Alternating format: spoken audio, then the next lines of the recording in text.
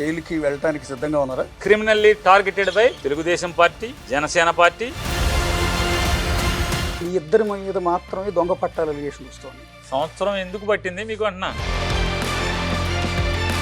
గోడౌన్లో కేసులో మీ సతీమణి నేరుగా పోలీసులు విచారణకు అటెండ్ కావాల్సి వచ్చింది. సీజ్ ద షిప్ అన్నాడు.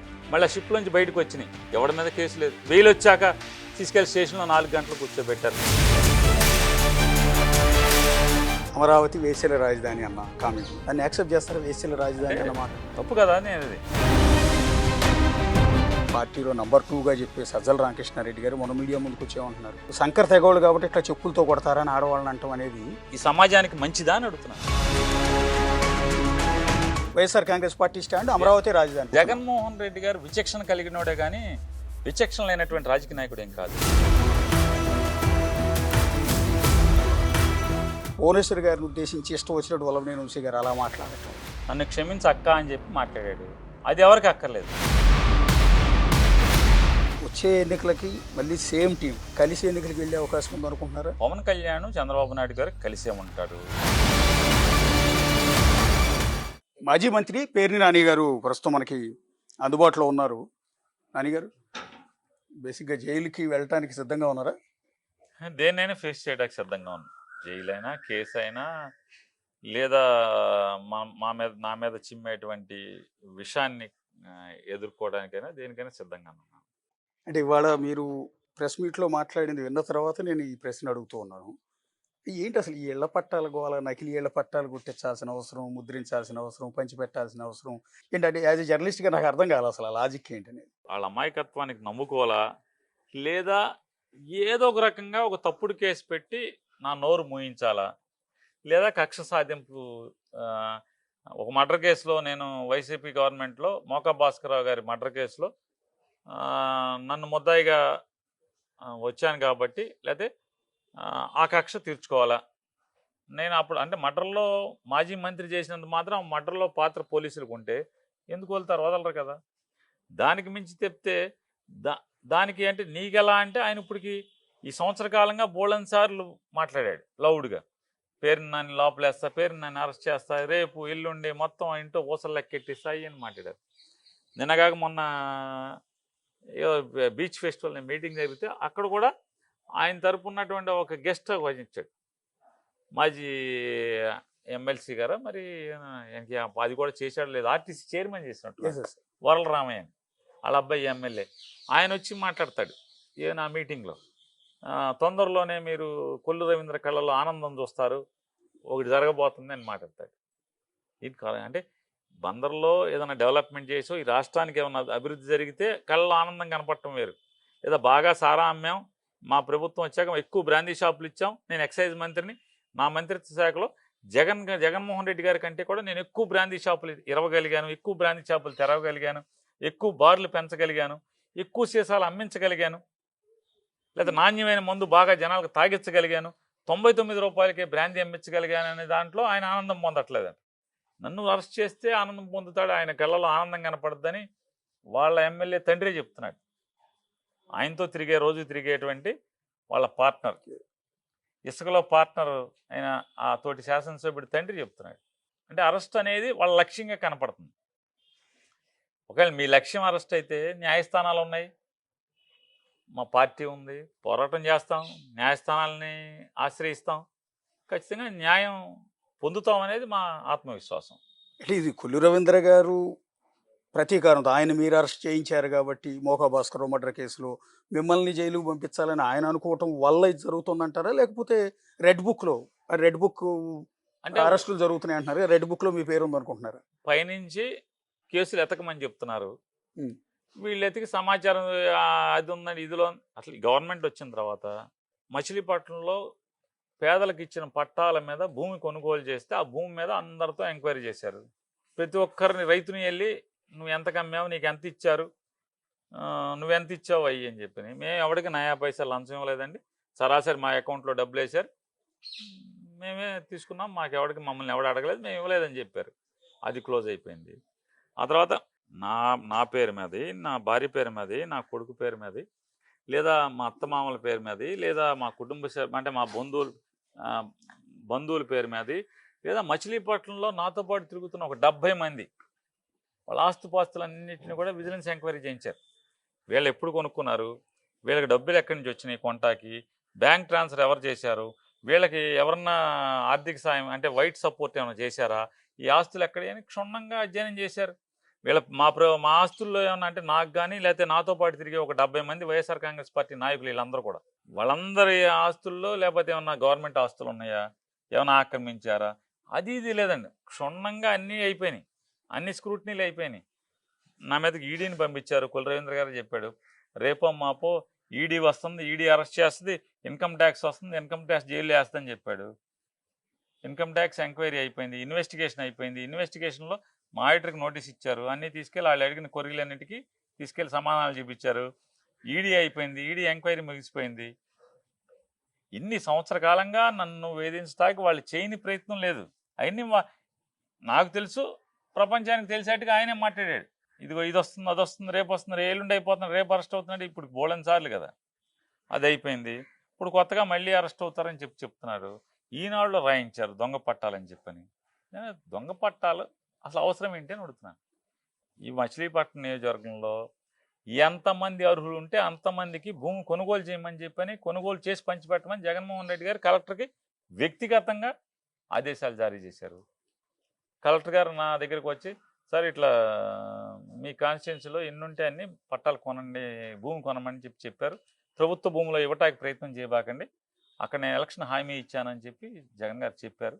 కాబట్టి మొత్తం భూమి ఎక్కడ గైడ్ చేయండి అన్నారు. బందర్ నానుకుని భూమి కొనండి అని చెప్పాను. ఎందుకని బందర్ నానుకుని కొనమన్నాం? మనం ఇచ్చే పట్టా ప్రతి పేదవాడిది కూడా కూలి పని చేసుకోవటమా, లేదా పచ్చి పని చేసుకోవటమా, లేదా ఎక్కడో అక్కడ గుమ్మస్తా పని చేసుకోవటమా? వీళ్ళందరూ అంటే బందర్ మీద ఆధారపడి బందర్ ప్రజల యొక్క ఇళ్లలోనూ, దుకాణాల్లోనూ, లేకపోతే షాపుల్లోనూ, లేకపోతే కార్ఖానాల్లోనూ ఆధారపడి జీవనం సాగిస్తున్నారు. మరి అప్పుడు ఏమంటే బందర్కి ఆనుకుని ఉండాలి. మనం తీసుకెళ్లే 10 కిలోమీటర్ల అవతల ఇస్తే రేపు భోజనం ఎట్లా? వీడు అక్కడికి వెళ్తాడా? ఎందుకు వెళ్తాడు? అడిగి భోజనం ఇక్కడ దొరుకుతుంటే, కూలి ఇక్కడ అవకాశం ఉంటే ఎందుకు వెళ్తాడు? కాబట్టి బందర్ని ఆనుకుని, బందర్ మున్సిపాలిటీ సరిహద్దులోనే రాడార్ కేంద్రం పక్కనే విశ్వబ్రాహ్మణ కాలనీని ఆనుకుని, లేదా నవీన్ మెట్ల కాలనీని ఆనుకుని మొత్తం అంతా కూడా సుమారుగా ఒక 300 ఎకరాలు, 320 ఎకరాలు అక్కడ కొనుగోలు చేసి ఒక 1500 చిల్లర మందికి అక్కడ ఇవ్వడం జరిగింది. బందర్లో ఉన్న బెనిఫిషరీస్ అందరికీ. అట్లాగే గిలకల దిండి మొత్తం మత్స్యకారులు సముద్రంలోకి వేటకెళ్ళి బతుకుతారు. వాళ్ళకి ఆ ఊరు పుట్టిన తర్వాత గిలకలి దిండి అనే గ్రామం ఎన్నో వందల సంవత్సరాల క్రితం పుట్టింది. ఆ ఊర్లో మొదటిసారి ఒక ప్రభుత్వం పట్టా ఇచ్చింది ఫస్ట్ టైం. 25 ఎకరాలు కొనుగోలు చేసి సుమారుగా 1000 మందికి పట్టాలు ఇవ్వటం జరిగింది. బందరకోట అంతా యాదవులు ఉంటారు ఎక్కువగా. వాళ్ళందరూ కూడా పాలు పితుక్కుని పాలు తీసుకెళ్ళి బందర్లో అమ్ముకుంటా ఉంటుంది. వాళ్ళు మా దగ్గరే కావాలని చెప్పారు. అక్కడే భూమి కొనుగోలు చేసి ఇచ్చాం. ముస్తాఖాన్పేటలో పాచి పనులు చేసుకున్నాం, లేకపోతే వీళ్ళు చిన్న చిన్న ఉద్యోగాలు కూలి పనికి వెళ్ళో, లేదంటే కనుక ఆ పేటలో కొంతమంది చిత్తు కాగితాలు ఏరుకునేవాళ్ళు, లేకపోతే పాతిని ఏరుకునేవాళ్ళు, అమ్ముకునేవాళ్ళు ఉన్నారు. వాళ్ళందరికీ వాళ్ళ ఇళ్ళ పక్కనే భూమి కొనుగోలు చేసి పంచిపెట్టడం జరిగింది. అట్లాగే ములింగిపాలెం ఉంది. వాళ్ళందరూ బందర్లోని మత్స్య కార్మికులు, అంటే మార్కెట్లోకి వెళ్ళి చేపలు అమ్మటం, చాట పెట్టి, లేదా ఆ చేపలు బాగు చేసి అంటే దాన్ని ముక్కలు చేసి కస్టమర్కి ఇచ్చి డబ్బులు తీసుకోవటం. అలా చిన్న చిన్న బతుకులు. మా దగ్గరే కావాలన్నారు, వాళ్ళ పక్కనే కొనిచ్చాం. దేవాంగులు ఉన్నారు, మగ్గం మీద నేర్చి బతుకుతారు. వాళ్ళందరూ మాకు మగ్గాలు ఇవన్నీ మేము బయట పేటకి వెళ్ళి ఉండలేండి, మా పేట పక్కనే కొనమన్నారు. అక్కడే 4 రోజులు ఆలస్యమైనా సరే కొన్ని వాళ్ళందరూ కూడా అక్కడే ఇచ్చాం. సుమారు 400 చిల్లర మందికి. శారదానగర్లో దళితులు కానీ, రైతులు కానీ, రైతు కూలీలు కానీ వాళ్ళందరూ ఉన్నారు. కాళేకన్పేట కానీ, దేశాయపేట కానీ, వాళ్ళందరికీ అక్కడే కొనుగోలు చేసి ఇవ్వడం జరిగింది.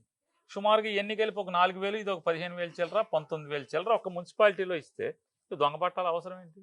అసలు జానీకి ఎన్ని పట్టాలు కావాలంటే అన్ని భూమి కొనిమ్మని చెప్తుంటే జగన్మోహన్ రెడ్డి గారు, నేను ఎలక్షన్ అదే నాకు కూడా అర్థం కాక అలిగేషన్ ఎందుకు తీసుకొచ్చారు అంటే ఇప్పుడు కేసు కూడా ఫైల్ అయినట్టుంది కదా? అవ్వలేదు, ఇంకా అవ్వలేదండి. అంటే పొద్దున కోర్టులో ప్రూవ్ చేయాలన్నా కష్టమే కదా. ఈనాడు పేపర్లో రాసింది ఏది దొంగ 5,000 10,000 పట్టాలు ముద్రించి 5,000 పట్టాలు పంచిపెట్టారని చెప్పని.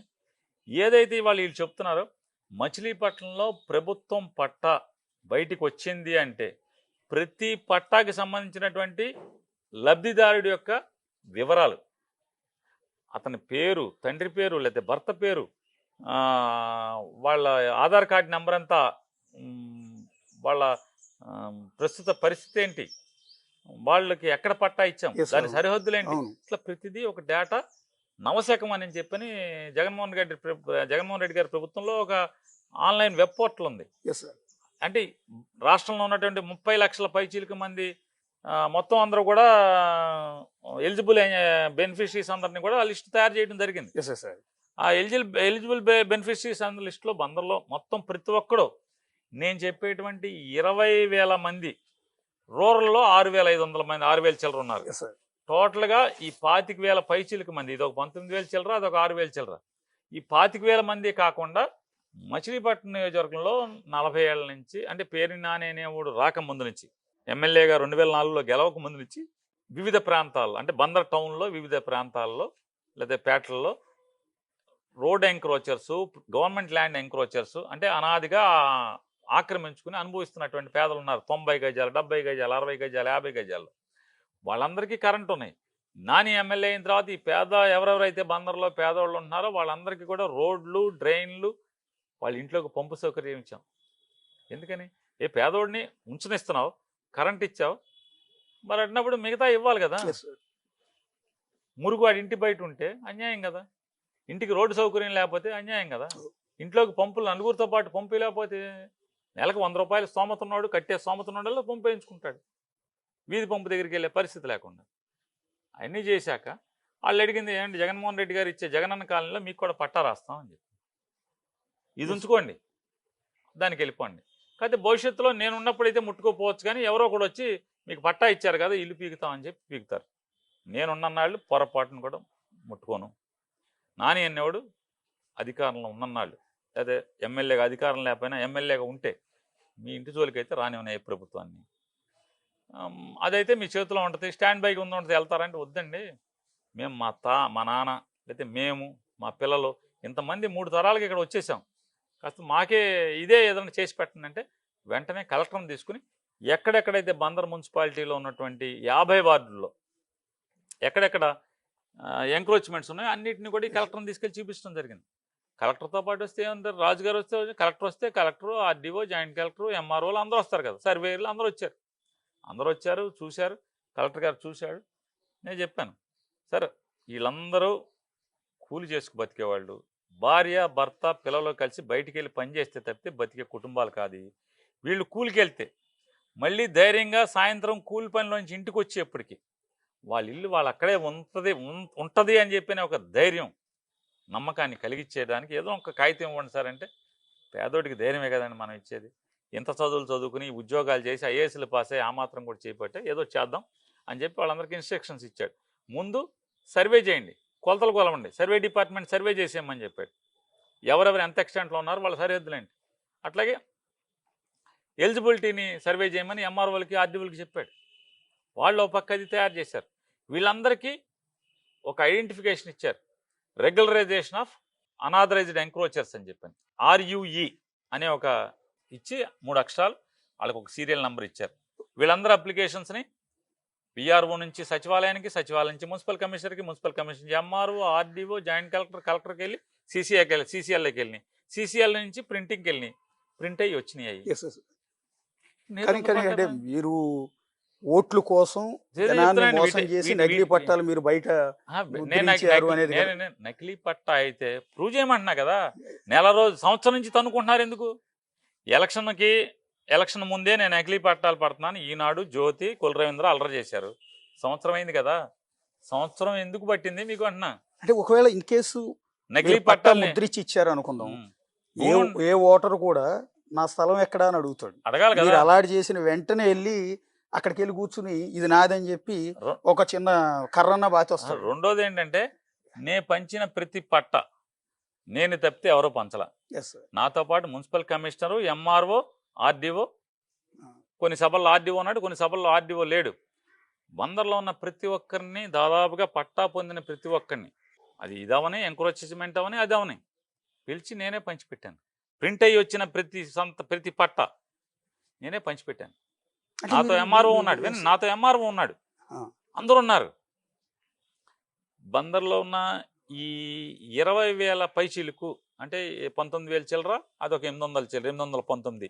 ఇవన్నీ కలిసి పెద్ద పెద్ద కాలేజ్ గ్రౌండ్లో, ఆఖరి పోలీస్ గ్రౌండ్లో కూడా పంచిపెట్టాం. పోలీస్ గ్రౌండ్లో లబ్ధిదారులను పిలిచి వాళ్ళకి ప్లాస్టిక్ కుర్చీలు వేసి డయాస్ వేసి, ఎందుకంటే మినిస్టర్గా ఉన్నాను నేను. మరి ఆ ప్రోగ్రాంకి అందరూ అధికారులు అందరూ వస్తారు కదా, వచ్చారు, అక్కడే పంచిపెట్టాం. ఆ ఏరియా పోలీస్ గ్రౌండ్ చుట్టూ ఉన్నటువంటి వార్డులన్నిటికీ అక్కడ పంచాం. హిందూ కాలేజ్ చుట్టూ ఉన్న వార్డులకి హిందూ కాలేజీలో పంచాం. జైన్ స్కూల్ అని ఒకటి ఉంది, అక్కడ గ్రౌండ్లో, ప్లే గ్రౌండ్లో ఆ ఏరియా పంచాం. అట్లా ఎక్కడెక్కడ పెద్ద పెద్ద ఖాళీ గ్రౌండ్లో ఉంటాయో ఆ సరౌండింగ్స్లో ఉన్న 4-5 వార్డులని ప్రజలను అక్కడ తీసుకొచ్చి లబ్ధిదారులు ఇచ్చాం. రానోళ్ళు ఉంటే వాలంటీర్లకి ఇచ్చి ఇంటికి పంపించాం. ఇది ఎప్పుడు జరిగింది? 2021 ఏప్రిల్లోనే ఇప్పుడు జరిగింది. 2021 ఏప్రిల్లో జరిగితే, కానీ జగన్మోహన్ రెడ్డి గారు ఏం చేశారంటే పంచిపెట్టిన పట్టాలన్నింటికి కూడా 10 సంవత్సరాలు నిండిన తర్వాత ఇది మీ సొంత ఆస్తి అవుతుంది అని చెప్పి ఒక జీవో తీసుకొచ్చాడు. అమ్ముకోవచ్చు అని దానికి రిజిస్ట్రేషన్ చేయమన్నారు. అది ఎలక్షన్ కోడ్ వచ్చే 6 నెలల ముందు మొదలు పెట్టారు. దానికి వీళ్ళందరూ కూడా పట్టాలు పోగేసుకొచ్చి పబ్లిక్ దగ్గర, అప్పటికి వీళ్ళందరికీ కూడా జియో ట్యాగింగ్ అయిపోయింది. జియో ట్యాగింగ్ అంటే ఏంటి? ప్రతి లబ్ధిదారుని ఆ పట్టాలోకి తీసుకెళ్లి ఆ పట్టా దగ్గర పట్టా నుంచోబెట్టి GPS కోఆర్డినేట్స్ తో ఫోటో తీసి అప్లోడ్ చేయాలి. ఫోటో తీస్తే ఆటోమేటిక్ అప్లోడ్ అవుద్ది. అలా జియో ట్యాగింగ్ చేసినటువంటి వాళ్ళందరికీ రిజిస్ట్రేషన్ చేయాలి. వీళ్ళందరూ కూడా జియో ట్యాగింగ్ అయిపోయింది. పట్టా ఇవ్వటం, జియో ట్యాగింగ్ ఇవ్వటం, వాళ్ళకి స్థలం చూపించి జియో ట్యాగింగ్ చేయటం అయిపోయింది. నెక్స్ట్ రిజిస్ట్రేషన్ చేయాలి. రిజిస్ట్రేషన్కి ఎలక్షన్ అడావిడిగా ఎలక్షన్ ముందు ఎంఆర్ఓ ఆఫీస్ వాళ్ళు వీళ్ళు అందరూ కలిసి చేసుకున్నారు. దానికి నాకేం సంబంధం లేదు. ప్రభుత్వం ఆదేశించింది, జిల్లా యంత్రాంగం మొత్తం చేసుకున్నారు. దానికి ఆఫీసులో ఈ పట్టాలన్నీ, ఎందుకంటే వీళ్ళు తీసుకెళ్ళి దాన్ని రిజిస్ట్రేషన్ చేయాలి కదా, ఏదో చేసేస్తున్నారని చెప్పని. ఇప్పుడు కొలరేందర్ దగ్గర శివరామకృష్ణ ఒక పిఏ ఉన్నాడు, అది పచ్చి అవినీతి పరుడు. ఆయన్ని బోళని సార్లు ఆర్డీఓలకి, కలెక్టర్కి చెప్పాను, ఈ ఆఫీసులో డైరెక్ట్గా లంచాలు అడుగుతున్నాడు, ఈయన ట్రాన్స్ఫర్ చేయంటే, లేదు సార్ కొద్దిగా మాకు బాగా హ్యాండీగా ఉంటాడండి, బాగా ఇలా చెలరెత్తాడు కదా. నాకేం చెప్పేవాళ్ళు కాదు సార్, ఆయన్ని తీసేస్తే మాకు ఆఫీస్ నడవదు, ఆగిపోద్ది అని చెప్పి ఆయన ఉంచుకుని ఆడేమో ఇక్కడి నుంచి తప్పుడు సమాచారం ఇవ్వటం, కూలరన్ దగ్గర చిల్లర తీసుకుని తప్పుడు సమాచారం ఇవ్వటం. అంటే ఏదో రకంగా విషం చిమ్మి బురద చిమ్మి అల్లరి చేయాలని. అక్కడ ఉన్నాయేమో రిజిస్ట్రేషన్కి వెళ్ళినటువంటి పట్టాలు నేను ఏప్రిల్లో పంచిపెట్టాను. మొత్తం ఈ 26,000 పట్టాలు ఏప్రిల్లో పంచిపెట్టాను. ఎంక్రోచ్మెంట్స్ కూడా ప్రింట్ అయ్యి వచ్చిన ప్రతిదీ కూడా ఎంఆర్ఓ ఆ కమిషనర్ సమక్షంలోనే పంచిపెట్టాను. అన్నిటికీ ఫోటోలు ఉన్నాయి. శ్మశానంలో పంచారట. శ్మశానం కలెక్టర్ అప్రూవల్ ఇచ్చాడు, కౌన్సిల్ తీర్మానం చేసింది. 2000 సంవత్సరంలో 2001 సంవత్సరంలో శ్మశానంలో పాకలేశారు. ఏ ఇంచినోడు ఎవడో బతికే ఉన్నాడు. వాళ్ళ పేదలను రెచ్చగొట్టి వాళ్ళకి ఆశ చూపించి ఇల్లు లేకపోతే ఏముంటుంది. అప్పుడు ఎవడు ఏ ప్రభుత్వాలు ఇల్లు ఇచ్చేవి కాదు కదా. రెచ్చగొట్టినోడు ఆడు బాగానే ఉన్నాడు, ఆడు వేశారు. తర్వాత వాళ్ళు కోర్టుకు వేశారు. కోర్టుకు వేస్తే బచ్చుల అర్జున్ మున్సిపల్ చైర్మన్ ఆ ఇల్లు తొలగించడానికి చాలా ప్రయత్నం చేశారు. వాళ్ళందరూ పెట్రోల్ పోసుకుని అంటించుకోకపోతే అప్పుడు ఆగింది. కోర్టు 2011లో ఆ శ్మశానంలో వేసిన పాకలన్నీ సమూలంగా నేలమట్టం చేయమని తీర్పిచ్చింది. వెంటనే నా దగ్గరికి వచ్చారు. నేను అట్లాంటి తప్పుడు పని చేయలేరా బాబు, నేను వేయించను, కానీ వేయించని మాత్రం తీయించను అని చెప్పి బుద్ధప్రకాష్ జ్యోతి అని, ఉషాకుమారి అని కలెక్టర్, జాయింట్ కలెక్టర్ ఇద్దరు ఉండేవాళ్ళు అప్పట్లో.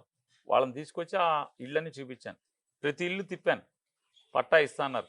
నేను వైసీపీకి వెళ్ళిపోయాను, దాన్ని ఆపేశారు. 14లో కొలరేంద్ర గారు అదే లొకాలిటీకి ఇంటింటికి తిరిగి నేను మీకు పట్టా ఇస్తాను, నాకు ఓటేయండి అన్నాడు. ఓటేశారు.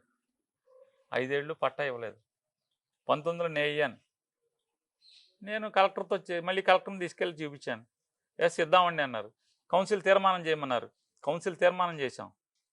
ఈ శ్మశానంలో ఇంత పోర్షన్ వరకు ల్యాండ్ కన్వర్షన్ చేయండి, చేంజ్ ఆఫ్ ల్యాండ్ యూజ్ చేసి కన్వర్షన్ చేసి కలెక్టర్ అప్రూవల్ ఇమ్మన్నాం.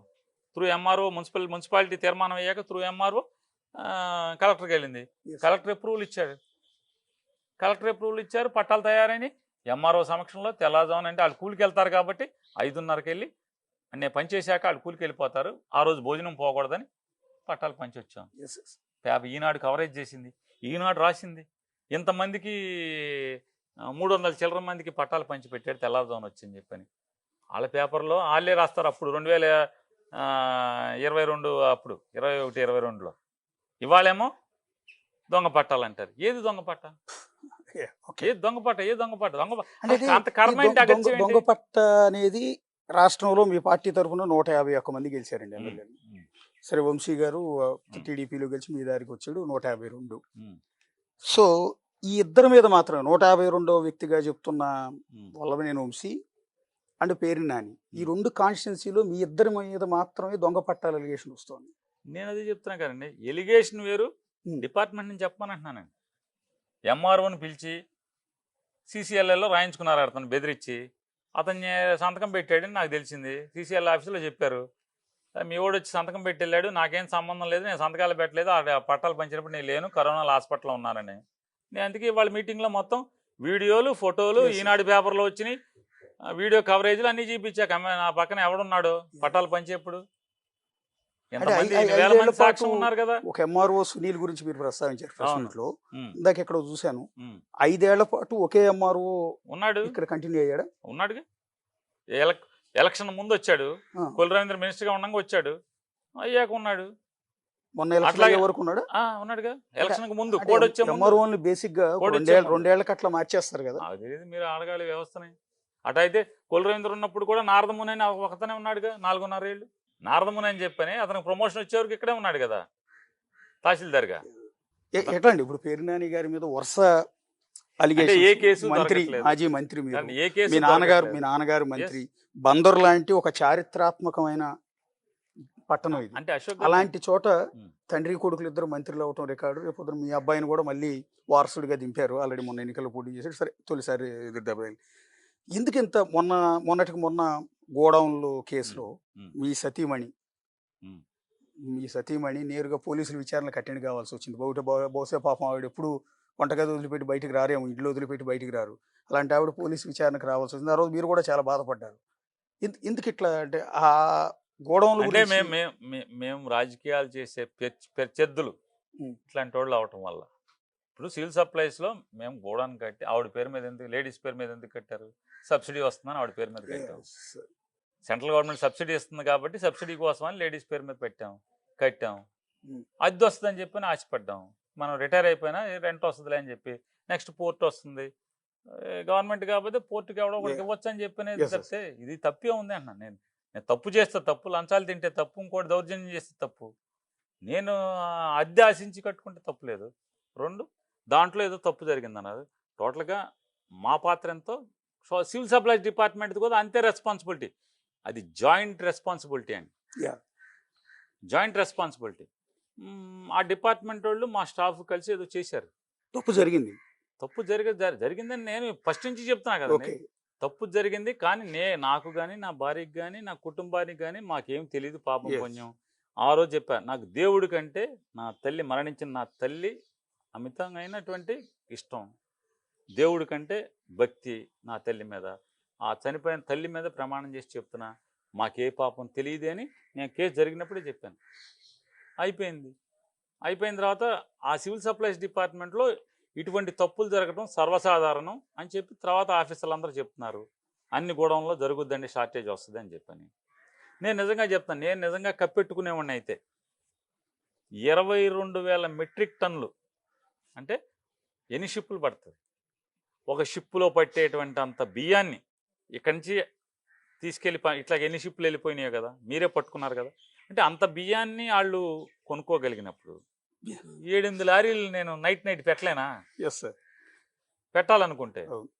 రెండోది ఇంకొకటి, నా దగ్గర కేజీ 90 రూపాయలకు వసూలు చేశారు. వసూలు చేస్తారు పెనాల్టీతో సహా అని నాకు తెలుసు. గవర్నమెంట్ వాల్యూ 45 రూపాయలు ఉన్నదాన్ని వీళ్ళు రిమాండ్ రిపోర్ట్లో రాశారు 10 రూపాయలకి అమ్మారు దీన్నని. 10 రూపాయలకి కేజీ 10 రూపాయలు చొప్పున అమ్మారు అని చెప్పని పోలీసు రిమాండ్ రిపోర్ట్లో రాశారు. అంటే కేజీ 10 రూపాయలకి అమ్మి 90 రూపాయలకి నేను కడతాకి ఎందుకు దొంగతనం చేస్తాను? 40 రూపాయల వాల్యూ దాన్ని 10 రూపాయలకి అమ్మేసి ఎట్లా అది కప్పడకుండా ఎట్లా కప్పెట్టగలను? అవదు కదా. వాళ్ళే రిమాండ్ రిపోర్ట్లో కేజీ 10 రూపాయలకి అమ్మంటారు. పోనీ 45 రూపాయలది నేనేమన్నా 60 రూపాయలకి అమ్మి 45 రూపాయలు గవర్నమెంట్ కట్టేశానంటే 10 రూపాయలకి గవర్నమెంట్ ఉద్యోగస్తులు మా దగ్గర ఉద్యోగస్తులు కలిసి అమ్మారని పోలీసే చెప్తుంది. 10 రూపాయలు కేజీ అమ్మి నాతో కేజీ 90 రూపాయలు కట్టించుకున్నారు. అంటే ఇవన్నీ చూస్తుంటే ఏమనిపిస్తుంది అంటే నారా లోకేష్ గారి రెడ్ బుక్ లో పేర్నాని గారి పేరు ఉందని అనుకోవాలా? ఉందనే అర్థం అవుతుంది కదా. సివిల్ సప్లైస్ డిపార్ట్మెంట్ చరిత్రలో ఆంధ్రప్రదేశ్ రాష్ట్రం అవిభాజ్య రాష్ట్రం అంటే కంబైన్డ్ స్టేట్ ఉన్నప్పటి నుంచి సివిల్ సప్లైస్ ఇప్పుడు వరకు నా మీద తప్పితే ఇంకొకరి మీద ఎవరి మీద క్రిమినల్ కేసు లేదు. ఓకే. మీ ఇష్టం. ఆఖరికి Pawan Kalyan seize the ship, లేకపోతే మనోహర్ వెళ్ళి సీజ్ ద గోడౌన్ అని 31 గోడౌన్లు సీజ్ చేశాడు. ఆ గోడౌన్లోదే షిప్లోకి వెళ్ళినాయి. సీజ్ ద షిప్ అన్నాడు. మళ్ళీ ఆ షిప్లోంచి బయటకు వచ్చినాయి. ఎవడి మీద కేసు లేదు, ఎవడి మీద క్రిమినల్ కేసు లేదు, వాటి మీద లేదు, నా ముందు లేదు, నా తర్వాత లేదు. డిపార్ట్మెంట్ పుట్టాకే క్రిమినల్ కేసు నా మీద. కాబట్టి ఇది రెడ్ బుక్ రాజ్యాంగం కాక మరేంటి చెప్పండి. నా దగ్గర 1,70,00,000 కట్టించుకుని కేజీ 90 రూపాయలకి వాళ్ళకి నష్టం జరిగినటువంటి ప్రతి కేజీకి 90 రూపాయలు నా దగ్గర కట్టించుకుని నేను సెల్ఫ్ డిక్లేర్ చేశాను. ఏమండి మా స్టాఫ్ వచ్చి మా దగ్గర షార్టేజ్ వచ్చింది అంటున్నారు. ఒకవేళ అది టెక్నికల్గా నేను కోర్టుకి వెళ్ళొచ్చు, ఎందుకంటే అది జాయింట్ లయబిలిటీ. అయినా కూడా నైతికంగా నేను దాన్ని తప్పుగా భావిస్తూ నైతిక బాధ్యత తీసుకుంటూ మీరు ఎంత చెప్తే అంత కడతానని జాయింట్ కలెక్టర్కి నేను లెటర్ ఇచ్చాను. ఇచ్చిన 10 రోజుల దాకా ఎవడు మాట్లాడలేదు. జాయింట్ కలెక్టర్ ఎంక్వైరీ చేసింది నేను లెటర్ ఇవ్వగానే నువ్వు ఇంత షార్టేజ్ వచ్చిందని చెప్పి నేను చెప్పింది ఆవిడ. పైకి రాసింది ఎండి సివిల్ సప్లైస్కి. 10 రోజుల తర్వాత పెనాల్టీ కట్టించుకుని నా మీద 1,70,00,000 కట్టించుకున్న తర్వాత కేజీ 90 రూపాయల చొప్పున కట్టించుకుని నా మీద కేసు కట్టారు, నా భార్య మీద. దేనికి? నన్ను అరెస్ట్ చేయడం కోసం. ముందు మేనేజర్ మీద నా వైఫ్ మీద కట్టారు కేసు. తర్వాత నాకు నా మేనేజర్కి ఒక 10 ఏళ్లలో 1,70,000 రూపాయల ట్రాన్సాక్షన్ ఉందంట, అందుకని నేను ముద్దాయినంట. 10 ఏళ్లలో 1,70,000 ట్రాన్సాక్షన్స్ ఉన్నాయి బ్యాంక్ అకౌంట్లో వీళ్ళిద్దరికి. కాబట్టి అంటే నాకు ఫోన్ బిల్ కట్టాలన్నా లేకపోతే నాకు ఏదైనా బంకులో అప్పులుగా కట్టాలనేది నా దగ్గర పిఏగా చేసేలేడు అతను. నమ్మకంగా ఉన్నాడని అక్కడ పెట్టుకున్నాం. ఇది అందరికి పోలీస్కి తెలుసు, కేసు కాదని తెలుసు, ఎఫ్ఐఆర్ చేయాల్సిన పని లేదని తెలుసు. మరి రెడ్ బుక్ కాక ఏంటిది, ఏం బుక్ ఇది? అదే అయిపోయింది. నేను చెప్తాను, ఇవాళ పట్టా ఉంటే దొంగ పట్టా చూపించమంటున్నా కదా. ఓకే, ఈనాడులో రాయించడం ఎందుకు? ఏం పట్టా, ఎక్కడి నుంచి? అంటే మీరు రీసెంట్గా గోడౌన్ ఇష్యూ రైజ్ అయినప్పుడు మీ సతీమణి పోలీస్ విచారణకు అటెండ్ అయిన కూడా ఒక మాట అన్నారు. చంద్రబాబు నాయుడు గారు మంచివాళ్లే, కావాలంటే నాని అరెస్ట్ చేయండి కానీ ఆడవాళ్ళ జోలికి విచారణకు వచ్చినప్పుడు కాదు. కేసుకి వెళ్ళి నేను హైకోర్టుకి జిల్లా కోర్టులో బెయిల్ కోసం మా యాంటిసిపేటరీ బెయిల్ కోసం మా శ్రీమతి ట్రై చేస్తున్నప్పుడు దాన్ని ఉద్దేశపూర్వకంగా కొల్ రవీంద్ర వాళ్ళ సొంత అక్కమ్మగుడే పబ్లిక్ ప్రాసిక్యూటర్గా వేసుకున్నారు. ఓకే, సొంత అక్కమ్మగుడే పబ్లిక్ ప్రాసిక్యూటర్. అతను మాటకి దీన్ని వాయిదాలు అడుగుతూ, అంటే ఉద్దేశపూర్వకంగా వీళ్ళ కేసుని వాయిదాలు వేస్తుంటే వాయిదాలు వేస్తూ అరెస్ట్ చేయాలని. నాకు ఐఏఎస్లతో పరిచయాలు ఉన్నాయి, చిన్న స్థాయి ఉద్యోగస్తులు బోలంతమంది తెలుసు. నేను సచివాలయంలో ప్రతోడికి యాక్సెసిబుల్గా ఉండేవాడిని, ప్రతి ఎవరు వచ్చినా హెల్ప్ చేయడానికి ప్రయత్నం చేసేవాడిని. దేవుడు అధికారం ఇచ్చాడు, దీన్ని ఉన్నంతలో బాగా వాడాలని అనుకునేవాడిని. దాని మీద ఏం జరిగినా నాకు సమాచారం ఎక్కడొక్కడ ఎవరో ఒకళ్ళు మన హితులు ఉంటే చెప్తూ ఉంటారు, మేలు పొందినట్టు చెప్తాడు. సార్ ఇప్పుడు మీ వాడు 3 సార్లు 4 సార్లు వచ్చాడండి సీఎం దగ్గరికి, మన కక్ష పేరు నానిగాడు ఆడి మీద వేసేయండి, ఆడవాళ్ళ జోలికి ఎందుకే అని అన్నాడు, ఇది ఇంత ఎదవయా అని చెప్పాను నేను. అటైతే జగన్మోహన్ రెడ్డి గారు బస్సుల వ్యాపారం అంతా కూడా జేసీ ప్రభాకర్ రెడ్డి వాళ్ళ భార్య పేరు మీద పెట్టి చేశాడు. ఏది లారీ చాసీసులు కొని బస్సులు కట్టాడు. జగన్మోహన్ రెడ్డి గారు అయితే అసలు ఆ అమ్మాయిని ఎఫ్ఐఆర్లో కూడా తేబాకండి అని చెప్పాడు. అసలు వెళ్ళబాకండి అమ్మాయి దగ్గరికి, విచారించక కూడా వెళ్ళొద్దు అన్నాడు జగన్మోహన్ రెడ్డి గారు. ఎవరు తప్పు చేశారు? ఆ భార్య పేరు మీద పెట్టి వ్యాపారం వాళ్ళను జిఎం వాళ్ళు కలిసి చేశారండి, చాసీస్ వాళ్ళు కొనుక్కొచ్చారు, ఇదంతా వీళ్ళు చేశారని చెప్పారు. అయితే వాళ్ళిద్దరి మీదకి వెళ్ళండి యాక్షన్కి అని చెప్పారు. నేను ట్రాన్స్పోర్ట్ మినిస్టర్ కదా, కనీసం విచారణకు కాదు ఆవిడ దగ్గరికి కూడా ఎవడలేదు. మరి చంద్రబాబు ప్రభుత్వం ఆవిడని జనవరి 1 రోజు బెయిల్ వచ్చాక తీసుకెళ్లి స్టేషన్లో 4 గంటలు కూర్చోబెట్టారు. ఎవడు? నా దగ్గర ఉద్యోగస్తులను సివిల్ సప్లైస్ ఉద్యోగస్తులు కలిసి తప్పు చేశారని తెలిసినా కూడా, మాకే సంబంధం మాకే పాపం లేని తెలిసినా కూడా మాటకి ఆ రోజు అప్పుడు కూడా చెప్పాను, ఆ విచారణ అధికారికి మాటకి స్పీకర్ పెట్టి మాట్లాడతాడు అతను. కుల రవీంద్ర ఫోన్ చేస్తాడు, ఏంటి ఆవిడ వచ్చిందా, క్వశ్చన్లు అన్నీ జాగ్రత్త రాసుకున్నావా, అన్నీ అడుగుతావా, గట్టిగా రాబట్టు. స్పీకర్ పెట్టినట్టే నాకే పాపం తెలియదు, ఇది నేను చేసేదంతా ఆడి కోసం చేస్తున్నానని చెప్పని నాకు తెలియటం కోసం స్పీకర్ పెడతాడు. లేదా స్పీకర్ ఎందుకు పెడతాడు? నా భార్యను ముందు కూర్చోబెట్టుకుని ఫోన్లో స్పీకర్ పెట్టి మాట్లాడతాను. ఎస్ స్పీకర్ పెట్టి మాట్లాడతాను అంటే ఏంటి మరి ఇంత ఎదవయా అని చెప్తాక చెప్పాను నేను. ఇంత ఇంత వెధవగా ప్రవర్తిస్తున్నాడు అని చెప్పడం కోసం నేను చెప్పాను ఆ రోజు. వాస్తవం అది. చంద్రబాబు దగ్గరికి వెళ్తే మనకు పేరు నాన్న గడి మీద కక్ష ఆయన వేసేయండి అని చెప్పింది. నన్ను వేయలేక ఇవన్నీ ఎందుకు, నా భార్య మీద వీళ్ళ మీద ఎందుకు, ఇప్పుడు నన్ను వేయలేక నా కొడుకుని పెడతాం ఎందుకు? పట్టాలు పంచింది నేను, ఎంఆర్ఓ, నేను, మున్సిపల్ కమిషనరు అందరం కలిసి పంచిపెట్టాం, ఆర్డీఓ కలిసి పంచిపెట్టాం. ప్రతిదీ గవర్నమెంట్ రికార్డులో ఉంది, నవశకం పోర్టల్లో ఉంది, ప్రతి చోట ఈ మొత్తం వ్యవహారం అంతా అన్ని చోట్ల అన్ని సైట్లలో ఉన్నాయి. మరి నన్నేసుకో, నా కొడుకుని వేయాల్సిన కక్ష నాకు అంటే నీ మీద పోటీ చేశాడు కాబట్టి నా కొడుకుని కూడా కలిపి అరెస్ట్ చేయాలని ఈనాడులో రాయించావు కదా. సాధారణంగా ప్రతి చోట ఈ రెడ్ బుక్ వచ్చిన తర్వాత ఈనాడులోనో జ్యోతిలోనో ముందు రాస్తారు. యాజ్ ఇట్ ఈజ్ వాటి మీదే కేసులు, అంటే దాంట్లో ఏమొచ్చిందో కంటెంట్ అదే కేసు ఎఫ్ఐఆర్ అవుతుంది, అరెస్టులు చేస్తున్నారు. పర్టికులర్గా అమరావతి రాజధాని గురించి సాక్షి టీవీలో కొమ్మినేని గారు అండ్ కృష్ణరాజు అనే జర్నలిస్ట్ మధ్య జరిగిన అమరావతి వేసేల రాజధాని అన్న కామెంట్, మీరు ఈ జిల్లా వాస్తవ్యుడిగా, అంటే రాజధాని ప్రాంతానికి సంబంధించిన కృష్ణా జిల్లా వాస్తవ్యుడిగా దాన్ని యాక్సెప్ట్ చేస్తారా వేసేల రాజధాని అన్నమాట? నేనదే యాజ్ ఇట్ ఈజ్గా ఆ మాట మాట్లాడటం, కృష్ణరాజు అనేటువంటి జర్నలిస్ట్ మాట్లాడటం ఖచ్చితంగా 100% తప్పు. ఇప్పుడు డిబేట్లోకి వెళ్ళినప్పుడు ప్రజెంటేషన్ చాలా ముఖ్యం. వెనకటికి ఒకడు సాంబడన్న ఉన్నాడు TV5లో, ఆడు సినిమా హీరోయిన్లందరూ, మరి ఆ ఛానల్ ఏమన్నా క్షమాపణ చెప్పింది ఎవరికన్నా? డైరెక్ట్గా అన్నది ఎవడు? డిబేట్లో పాల్గొన్నాడు కాదు, మోడరేటరే సినిమా హీరో ఎవరితో, పోసాని కృష్ణమురళితో డిబేట్ చేస్తా మీ సినిమా వాళ్ళందరూ అన్నాడు. మరి ఎవడు క్షమాపణ చెప్పాడు? ఈ చంద్రబాబు వీళ్ళందరూ, లేదా సినిమా ఇండస్ట్రీ పవన్ కళ్యాణ్ వీళ్ళందరూ ఎరా సాంబిగా మా సినిమా హీరోయిన్లందరినీ అని ఎవడ మాట్లాడా? పోనీ ఈనాడు కానీ జ్యోతి కానీ ఎవడన్నా మాట్లాడా? పోనీ తెల్లారి పొద్దున్నే క్షమాపణలు అని చెప్పాను వాడు చెప్పాడా? చెప్పలేదు కదా. అట్లాగే కానీ ఇక్కడ కొమ్మినేని శ్రీనివాసు క్షమాపణ చెప్పాడు, సాక్షిలో రాశారు, తప్పు అతను మాట్లాడింది మేము చాలా చింతిస్తున్నాం, అది మాట్లాడకూడదని. దానికి సాక్షి యాజమాన్యానికి కొమ్మినేని శ్రీనివాస్కి ఏంటి సంబంధం? తప్పు కదా అనేది. అంటే నువ్వు చేతనైతే కొమ్మినేని శ్రీనివాస్ మీద మీ కక్ష ఉంది. ఎప్పటి నుంచి? 2014 ముందు నుంచి మీ కక్ష ఉంది. 14లో మీ ప్రభుత్వం రాగానే ఎన్టీవీ చౌదరిని బెదిరించి కొమ్మినేని శ్రీనివాసుని ఉద్యోగంలోంచి తీయించారు కదా. అతను ఉద్యోగంలోంచి తీయించాక సాక్షిలో వచ్చి చేరాడు. అప్పటి నుంచి ఇతన్ని ఎట్టా పీకాలి, ఏం చేయాలి, అరెస్ట్ చేయాలి, కక్ష తీర్చుకుందాం అనుకుంటున్నారు. అన్నది ఒకడు, అరెస్ట్ ఇతని మీద ఏంటి? తప్పు కదా అది అన్నా. అంటే నేనేమంటానంటే ఓకే, అది సాక్షి అంటే వైఎస్ఆర్ కాంగ్రెస్ పార్టీకి అనుబంధమైన సాక్షి టీవీలో జరిగింది కాబట్టి ఇంత రాద్దాంతో మీరు అన్నట్టుగానే అవకాశాన్ని వినియోగించుకుని వాళ్ళని అరెస్ట్ చేశారు అని అనుకుందాం. దాన్ని డ్యామేజ్ కంట్రోల్ చేసుకోవాల్సిన మెకానిజం మీ పార్టీలో ఉండాలి కదా. ఒక కోర్ కమిటీ, ఒక డ్యామేజ్ జరిగింది మనకి, సో అమరావతి ప్రజలందరూ వేసేలు అన్న మాట ఇప్పుడు కాదు కదా, ఒక 30-40 ఏళ్ల వరకు మర్చిపోరు దీన్ని. ఇది మనకి ప్రతి ఎన్నికల్లో కూడా ఇది టీడీపీ కాదు కదా సార్, టీడీపీ వేపన కింద వాడే అవకాశం. వినండి, తర్వాత చాలా మంది దాని మీద విశ్లేషణ చేశారు. ఏంటి అసలు ఏంటంటే, ఆ కృష్ణరాజు ఏదో వీడియోలు చేశాడు, నేను వినలేదు, నేను చూడలేదు. ఏమనంటే ఏదో ఈనాడులో కూడా దాన్ని వార్తని ప్రచురించారు. ఆంధ్రప్రదేశ్లో ప్రాస్టిట్యూషన్ అనేది చాలా వేగంగా పెరుగుతుంది.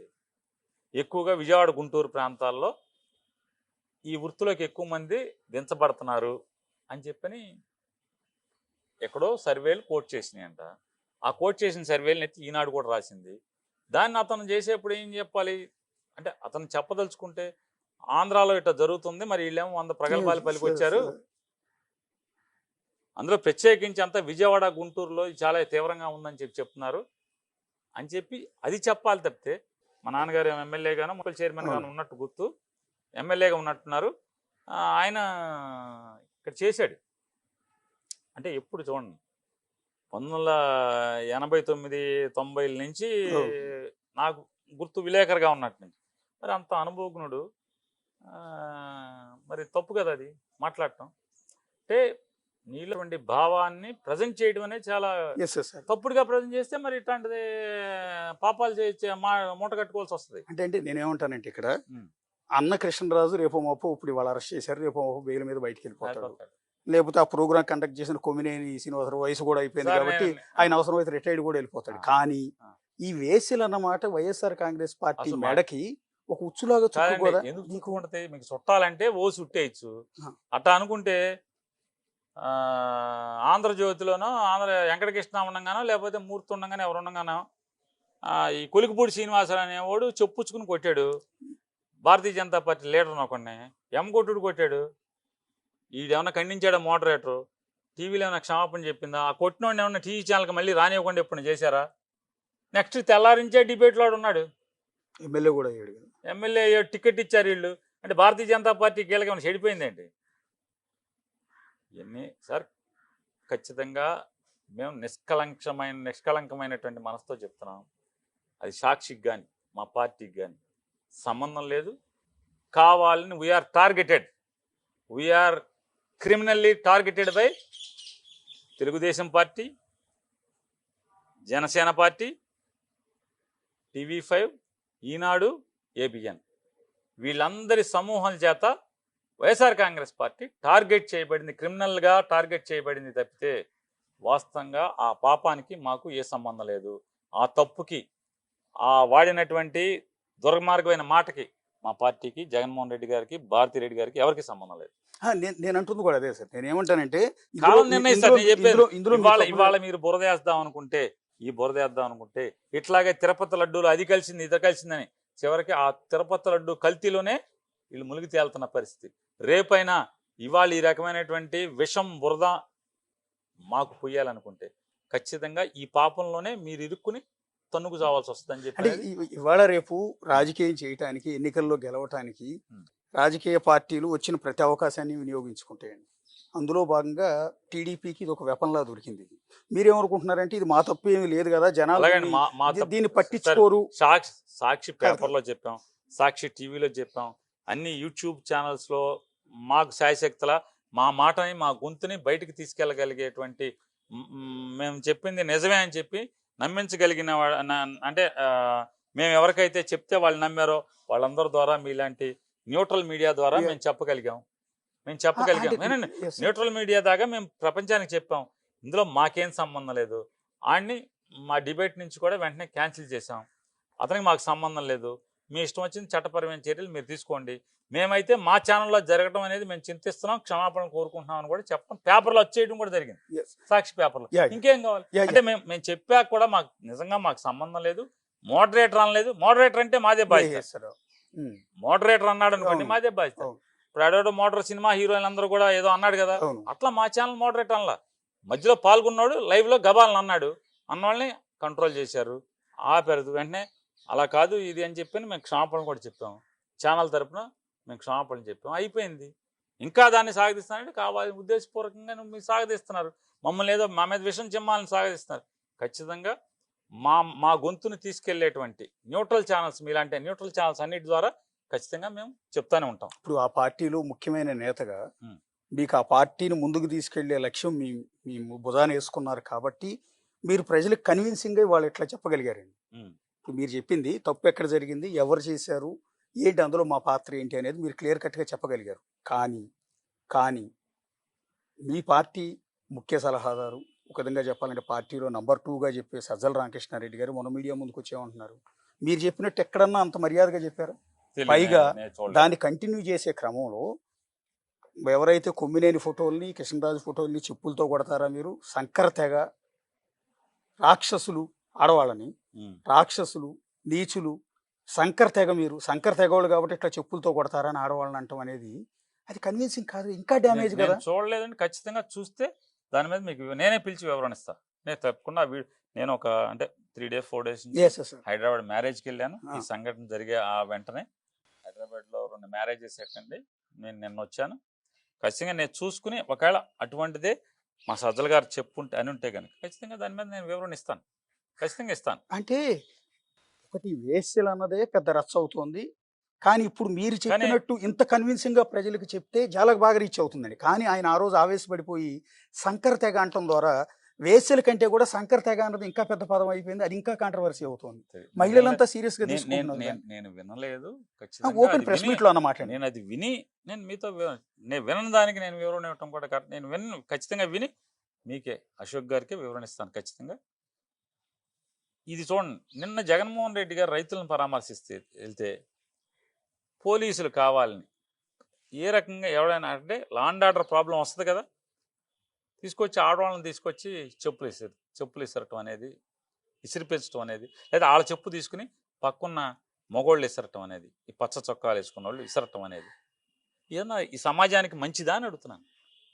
అంటే సమాజానికి ఏం నేర్పిస్తున్నారు అంటే రేపొద్దున చంద్రబాబు కూడా మేము గవర్నమెంట్లోకి వస్తే ఎక్కడన్నా పలకరిస్తాకు వస్తే ఏదో ఒకటి అవమానం చేయమనే కదా. చేసినా తప్పు లేదు, చేయటం రివాజు, ఈ ఆంధ్ర రాష్ట్రం సాంప్రదాయం అనే కొత్త పోకడలు కొత్త సాంప్రదాయాన్ని నేర్పుతున్నారు కదా, అర్థమవుతున్నది మనకి. సరే, ఇవాళ చెడు నేర్పంగానే చెడు చేయంగానే కాదు, దానివలన పాలకులు చెడు చేస్తే, వ్యవస్థలను వాడుకునే పాలకులు తప్పటడుగులేస్తే, ఇవన్నీ సమాజానికి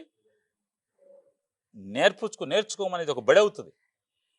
సమాజంలో అంటే రాజ్యాన్ని ఏలుతున్న వాళ్ళు చేసేటువంటి తప్పులు పాపాలు ఈ సమాజానికి ఒక స్కూల్ లాగా, ఒక బడిలాగా మారి అందరూ కూడా ఈ రకంగా దారి చూపినట్టు అయ్యి తయారవుతారనేది గమనించి మంచిగా చేసుకుంటే బెటర్ అనేది నేను చంద్రబాబు గారికి, అలాగే ఆయన ప్రభుత్వం చెప్తాను. అంటే అదే ప్రశ్న మేము టీడీపీ వాళ్ళని అడిగాము, ఎందుకు ఇదంతా కూడా అంటే వాళ్ళు అంటున్నారంటే ఇది మొదలు పెట్టింది ఎవరు, వైఎస్ఆర్ కాంగ్రెస్ పార్టీ కదా.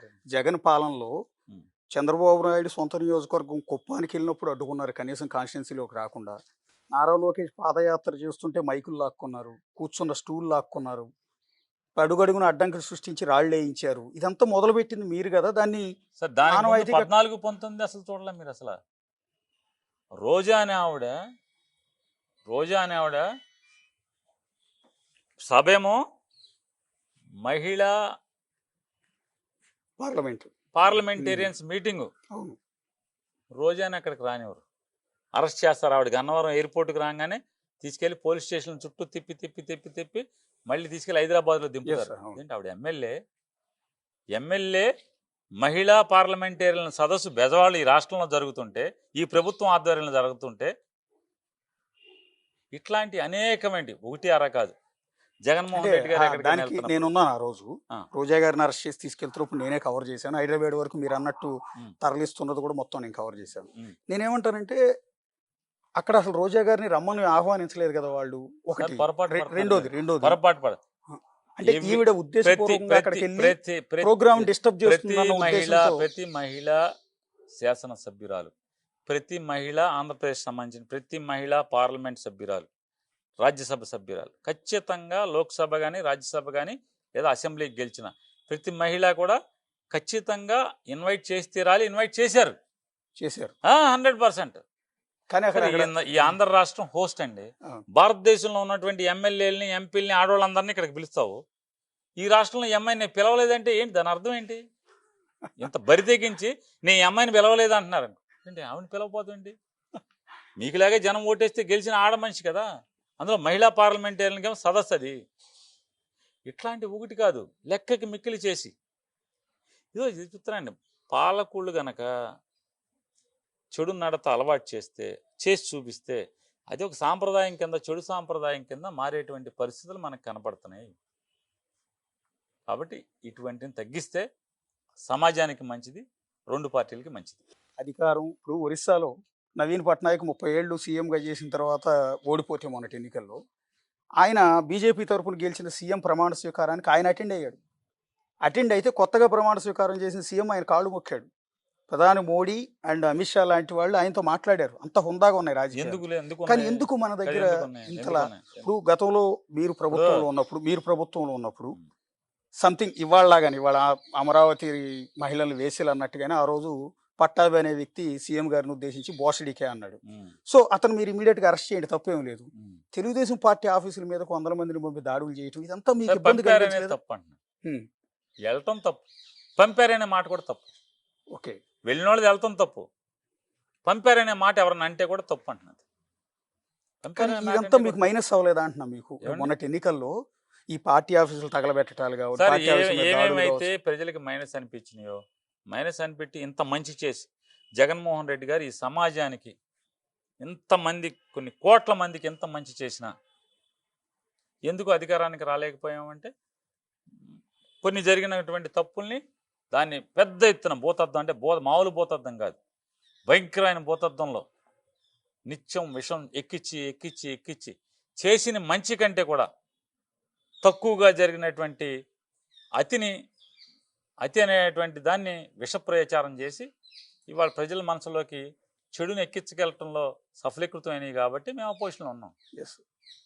లేకపోతే ఈ రాష్ట్రానికి ఎంత మేలు చేసి సంవత్సరం తిరగకముందే అసలు వాళ్ళ ప్రజలందరూ ఎందుకు తిరగబడుతున్నారు, జగన్ వెనకాల ఏళ్ళ మేరకు ఎందుకు పడుతున్నారు నిజంగా చెప్పండి.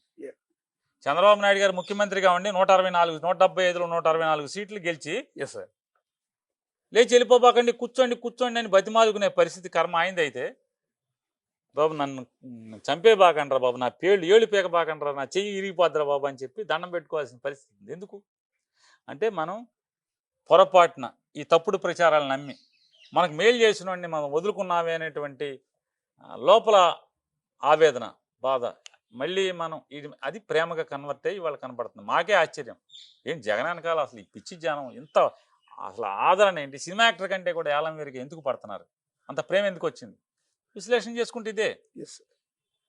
సంవత్సరం క్రితం సంవత్సరం నిండకుండానే 164 సీట్లు అంటే 11 సీట్లు తక్కువతో మొత్తం 175 సీట్లు అన్ని దాదాపుగా గెలిచినాడు.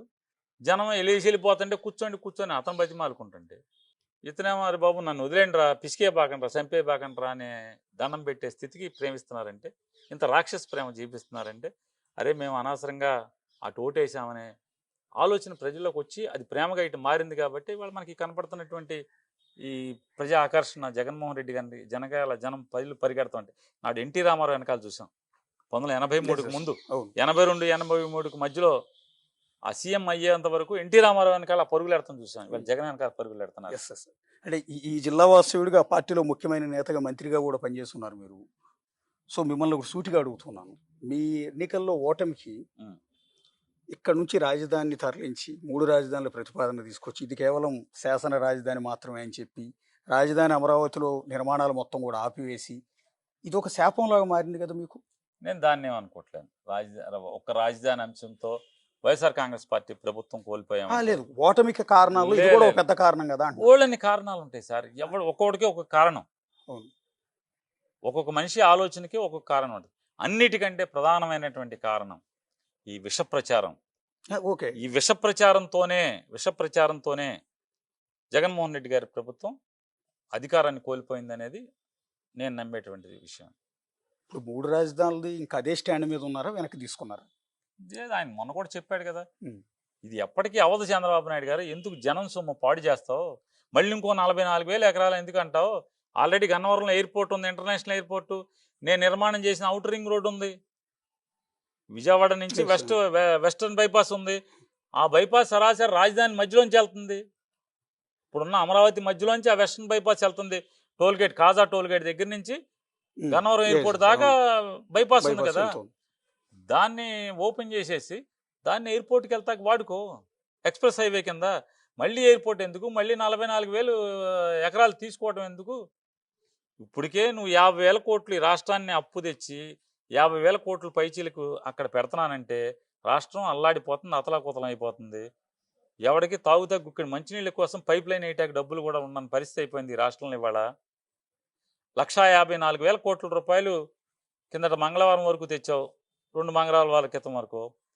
అంటే ఈ 54,000 కోట్లు ఏమైపోయింది? ఈ రాష్ట్రానికి వచ్చినటువంటి సాలీనా 140,000 కోట్ల రూపాయలు డెవల్యూషన్ ఆఫ్ ఫండ్స్ కానీ, సెంట్రల్ నుంచి వచ్చినట్టు కానీ, లేదా ఇక్కడ రెవెన్యూ కానీ, అంటే అన్ని డైరెక్ట్ రెవెన్యూస్ కానీ అన్నీ ఏమైపోయినాయి? మొత్తం పోయినాయి కదా, అంటే ఆవిరైపోయినట్టు కనపడుతుంది కదా. అంటే ఇక ఇటువంటిది ఎప్పటికవుతుంది?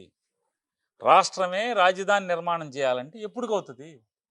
ఇది ఒక్కసారిగా నిర్మాణం చేయడం అవడం వల్ల కాదు. దాని బదులు ఇంత ఎందుగా కృష్ణా గుంటూరు మధ్యలో ఒక 500 ఎకరాలు ఎక్కడో అక్కడ పోలీసు డీజీపీ ఆఫీస్లోనే ఎక్కడో అది 350-400 ఎకరాలు ఉంది, అక్కడ అసెంబ్లీ సెక్రటరియట్ కట్టేసి మిగతా జోనింగ్ చేసి వదిలేస్తే ప్రజలే నిర్మాణం చేసుకుంటారు రాజధాని అనేది జగన్మోహన్ రెడ్డి గారి ఆలోచన. అంటే 3 రాజధానుల స్టాండ్ నుంచి సింగిల్ రాజధాని అమరావతికే కట్టుబడి ఉన్నట్టుగా అనుకోవచ్చు ఈ మాట్లాడదాం. ఇక ప్రజలు దాన్ని రిసీవ్ చేసుకున్నప్పుడు ఎందుకనేది ఇక ఏ నాయకుడికైనా మీరు ఒక ప్రతిపాదనతో వచ్చారండి, దాన్ని ప్రజలు రిసీవ్ చేసుకోలేదు. రెండోది ఇప్పటికే రేపు అంతక్రితం ఒక 5,000 కోట్లు ఖర్చు పెట్టాడు, ఇప్పుడు మళ్ళీ ఇంకొక 50,000 కోట్లు ఖర్చు పెట్టేస్తానంటున్నాడు. ఇదంతా ప్రజల సొమ్మే కదా. కాబట్టి దీన్ని జగన్మోహన్ రెడ్డి గారి వాదన ఏంటంటే, ఇట్లా సంవత్సరం 50 అంటే, లేకపోతే 5 ఏళ్లకోసారి 1,00,000 కోట్లు ఖర్చు పెడితే రాష్ట్రం అంతా నాశనం చేసి మొత్తం పబ్లిక్ డబ్బుతో రాజధాని నిర్మాణం చేయడం ఎవరి వల్ల కాదు, ఈ దేశంలో కూడా అవదరా బాబు. జోనింగ్ చేసి వదిలేస్తే ప్రజలే దాన్ని ఓకే. నిర్మాణం అదే చేసుకోవాలి, అదే డెవలప్ చేసుకోవాలి. మనం ఒక గుంటూరుకి విజయవాడకి మధ్యలో ఓ 300-500 ఎకరాల్లో చూసి సచివాలయం దీన్ని అసెంబ్లీని కట్టేసుకుంటే పక్కాగా సరిపోద్ది కదా అనేది మొన్న కూడా చెప్పారు ప్రెస్ మీట్లో. అంటే అమరావతి రాజధానికి ఇక వెనక్కి వచ్చినట్టే. వైఎస్ఆర్ కాంగ్రెస్ పార్టీ స్టాండ్ అమరావతి రాజధాని. ప్రజలే దాన్ని స్వీకరించినప్పుడు, ప్రజల డబ్బులు అనాలోచితంగా ఒక 50,000 కోట్లు ఇప్పటికే అప్పులు చేసి అక్కడ పెట్టేస్తున్నప్పుడు ఇంకా మళ్ళీ ఇదంతా ఎందుకు?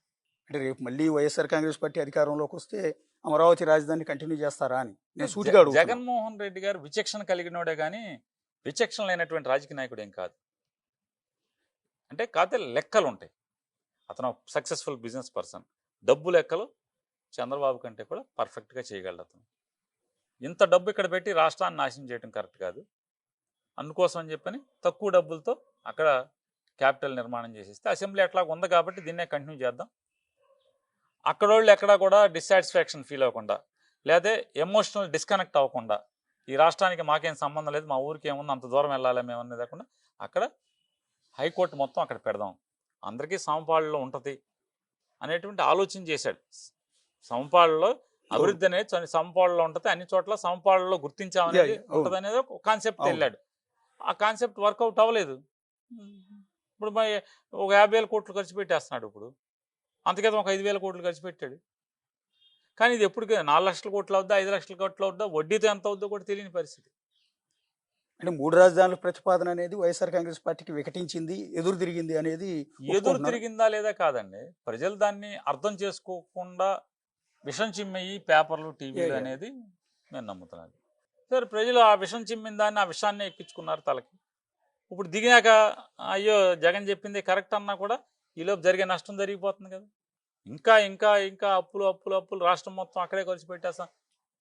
ఇవాళ చంద్రబాబు నాయుడు గారు చెప్తున్నాడు, మరి 1,54,000 కోట్లు 1,54,000 కోట్లు ఏమైంది, ఈ 1,40,000 కోట్లు డైరెక్ట్ రెవెన్యూస్ ఏమైనాయి, ఈ మొత్తం ఏం చేస్తున్నారు? నిన్న మొన్న ఆయన పయ్యావుల కేశవ్ గారు అంటాడు జీతాలకే డబ్బులు లేవు మా దగ్గర అని చెప్తాడు. మరి జగన్మోహన్ రెడ్డి గారు ఉన్నప్పుడు ఇదే చెప్పాడు కదా, అరే బాబు జీతాలకే డబ్బులు లేని పరిస్థితి వచ్చేస్తే రాబోయే రోజుల్లో ఇక నేను ఇవ్వలేను, నాకు తెలియక ఈ ఖజానా బొక్కలు చూసుకోక నాకు తెలియక కరెక్ట్ పిక్చర్ రాక ఐఆర్ మీకు 21% అని అనౌన్స్ చేశాను, 27%. నేను ఇప్పుడు అంత చేయలేను, కలిసి మనం దాన్ని అలా కాదు చర్చించుకుందాం, నా మాటేనండి, సిపిఎస్ రద్దని నేను చెప్పాను. కానీ వాళ్ళ పరిస్థితి చూస్తే ఆర్థిక పరిస్థితి ఏమైపోద్దో, రాష్ట్రం ఏమైపోతుందో, కానీ సిపిఎస్ కాదు జీపీఎస్.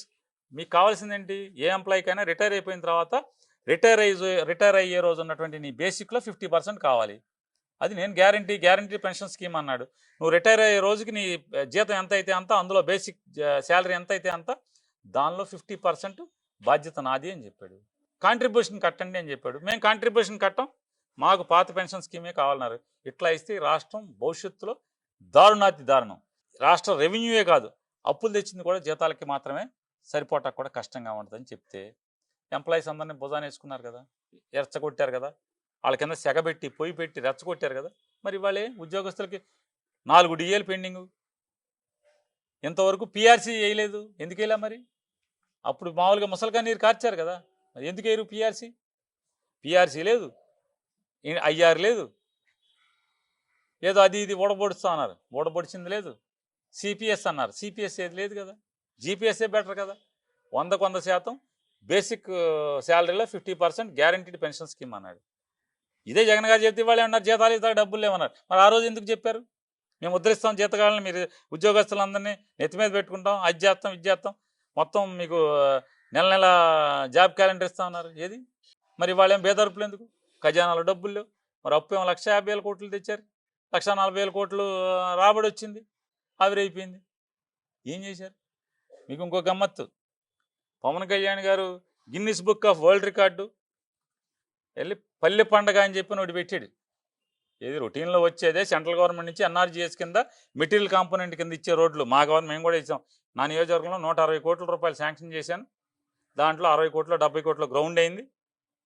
మా దగ్గర అయినాయి బిల్స్ ఇచ్చినాయి 70 కోట్లు, అంటే బిల్స్ వస్తున్నాయి అనుకున్నది 70 కోట్లు వరకు గ్రౌండ్ అయింది. 60 కోట్లు 70 కోట్లు. నువ్వు ఇచ్చిందంతా 24 కోట్లు కాన్స్టిట్యున్సీకి ఇచ్చావు. వారం వారం పేమెంట్ అన్నారు. 3 వారాలు ముచ్చటగా 3 వారాలు పడింది అవుట్. గ్రామ స్వరాజ్యం బొంగు భషణం ఇవన్నీ చాలా చెప్పాడు పవన్ కళ్యాణ్ గారు.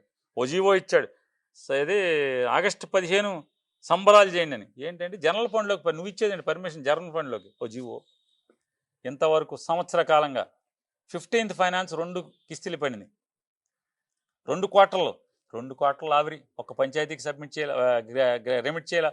ఆ అకౌంట్ ఏంది? జగన్మోహన్ రెడ్డి గారు ఉండగా ప్రతి పంచాయతీకి, ప్రతి మండలానికి, ప్రతి జిల్లా పరిషత్కి డైరెక్ట్ అకౌంట్స్ ఇచ్చారు. సెంట్రల్ గవర్నమెంట్ డబ్బులు పడంగానే దాంట్లో ఈటాక్ అన్నట్టుగా 2 క్వార్టర్లు, ఒక క్వార్టర్ 1600 కోట్లు చిల్లరా, ఒక క్వార్టర్లు 1100 కోట్లు చిల్లరా, 2 దగ్గర దగ్గర 2800 కోట్లు ఆవిరి వాడేశారు డైవర్షను. మరి పంచాయతీలకి గ్రామ స్వరాజ్యం అన్నారు, గాంధీ గారి కళ్ళు అన్నారు, 100 మీటింగ్లు చెప్పాడు పవన్ కళ్యాణ్ పంచాయతీరాజ్ శాఖ మంత్రి. ఏడు పంచాయతీలు గ్రాంట్లు వాళ్ళ జనరల్ ఫండ్ కూడా వాడేశారు. 15th ఫైనాన్స్ వాడారు సెంట్రల్ గవర్నమెంట్ నుంచి. ఆ అకౌంట్లో ఉన్నటువంటి పంచాయతీల్లో ఉన్నటువంటి జనరల్ ఫండ్ అకౌంట్ కూడా సీజ్ చేశారు. సంవత్సరం నుంచి ఒక్క బిల్ అప్లోడ్ చేయడానికి కూడా లేదు. పంచాయతీ జనరల్ ఫండ్ సున్నం బ్లీచింగ్ కొన్నా కూడా అప్లోడ్ చేయడానికి లేదు. దారుణాతి దారుణంగా పంచాయతీరాజ్ వ్యవస్థ నిర్వీర్యం అయిపోయింది. సచివాలయ వ్యవస్థ అని చెప్పన్నారు. ఇవాళ వాళ్ళకి సర్వే చేసినోడే సచివాలయ వ్యవస్థ అద్భుతం అని టీడీపీ వాళ్ళే చెప్తున్నారని చెప్తున్నాడు. వీళ్ళు 150తో గెలిచారు, 160తో గెలిచారని చెప్పిన ఆయన ఇప్పుడు సర్వే చేసి టీడీపీ వాళ్ళే 68% మంది సచివాలయ వ్యవస్థ అద్భుతం అని చెప్పారన్నారు. వీళ్ళు సచివాలయ వ్యవస్థ దండగన్నారు. ఇవాళ జగన్ చేసినవి కరెక్ట్ అని ప్రజలు కూడా భావిస్తున్నారు. జగన్ పరిపాలనే బాగుంది, వీళ్ళని అనవసరంగా గెలుచుకోమని ఇప్పటికే ప్రజలు భావిస్తున్నారు. కాబట్టి ఖచ్చితంగా ముందుంది వీళ్ళందరికీ ముసళ్ళ పండగ కూటమి ప్రభుత్వానికి అనేది నాకు కనపడేదని. అంటే మీరు పవన్ కళ్యాణ్ ప్రస్తావన తెచ్చారు కాబట్టి అడుగుతున్నాను. ప్రస్తుతానికి పొత్తులో ఉన్నారు వాళ్ళు. సరే, మొన్న గెలుపులో ఆయన పాత్ర ఎంత ఉంది ఏంటనేది మీకు తెలుసు, అందరికీ తెలుసు. వచ్చే ఎన్నికలకి మళ్ళీ సేమ్ టీం కలిసి ఎన్నికలకు వెళ్ళే అవకాశం ఉందనుకుంటున్నారా? ఒక సీనియర్ నాయకుడిగా మిమ్మల్ని అడుగుతున్నాను. లేదా పవన్ కళ్యాణ్ ఆయన స్వతంత్రంగా ఎదగాలని, ఆయన సొంతంగా సీఎం కావాలన్న ఆలోచన ఉంటుంది ఆటోమేటిక్గా. ఆ సామాజిక వర్గంలో కూడా పవన్ కళ్యాణ్ లాంటి వ్యక్తి సీఎం కావాలని కోరుకుంటారు కాబట్టి ఆ పొత్తు నుంచి బయటకు వచ్చే అవకాశం ఉంటుందా? కలిసి ఎన్నికలకు వెళ్తారనుకుంటున్నారు మీరు? సరే, ఎన్నికల ముందేమో మన కులానికి కూడా సీఎం కావాలి, ఇక చంద్రబాబు కులం జగన్ కులమేనా, మన కులానికి వద్దా, మీకు కులభావం లేదు, మీరందరూ నా వెనకాల ఉండండి, మన కులానికి రాజ్యం తెస్తానని ఆయనే రెచ్చగొట్టాడు కులాన్ని. దాన్ని ఈసారికి ఇతనికి ఏంటి అన్నాడు. అయిన తర్వాత ఇప్పుడు 15 ఏళ్ళు అతనికే వేద్దాం మనందరం కలిసి అని మాట్లాడుతున్నాడు. సరే, అతని తత్వం ఏంటి, అతని బలహీనతలు ఏంటి, అతని అవసరాలు ఏంటి మన పక్కన పెడితే నాకున్న నమ్మకం ఖచ్చితంగా రాబోయే 4 ఏళ్ల తర్వాత కూడా చంద్రబాబు బీజేపీ ఏమన్నా విడిపోతాకేమన్నా విడిపోతే విడిపోవచ్చేమో కానీ పవన్ కళ్యాణ్ చంద్రబాబు నాయుడు గారు కలిసే ఉంటాడు. కలిసి ఉన్నా కూడా ప్రజల ఆగ్రహం ముందు ఎన్టీ రామారావు గారు, ఇందిరాగాంధీ గారి ప్రభుత్వాలే తట్టుకుని నిలబడలేదు.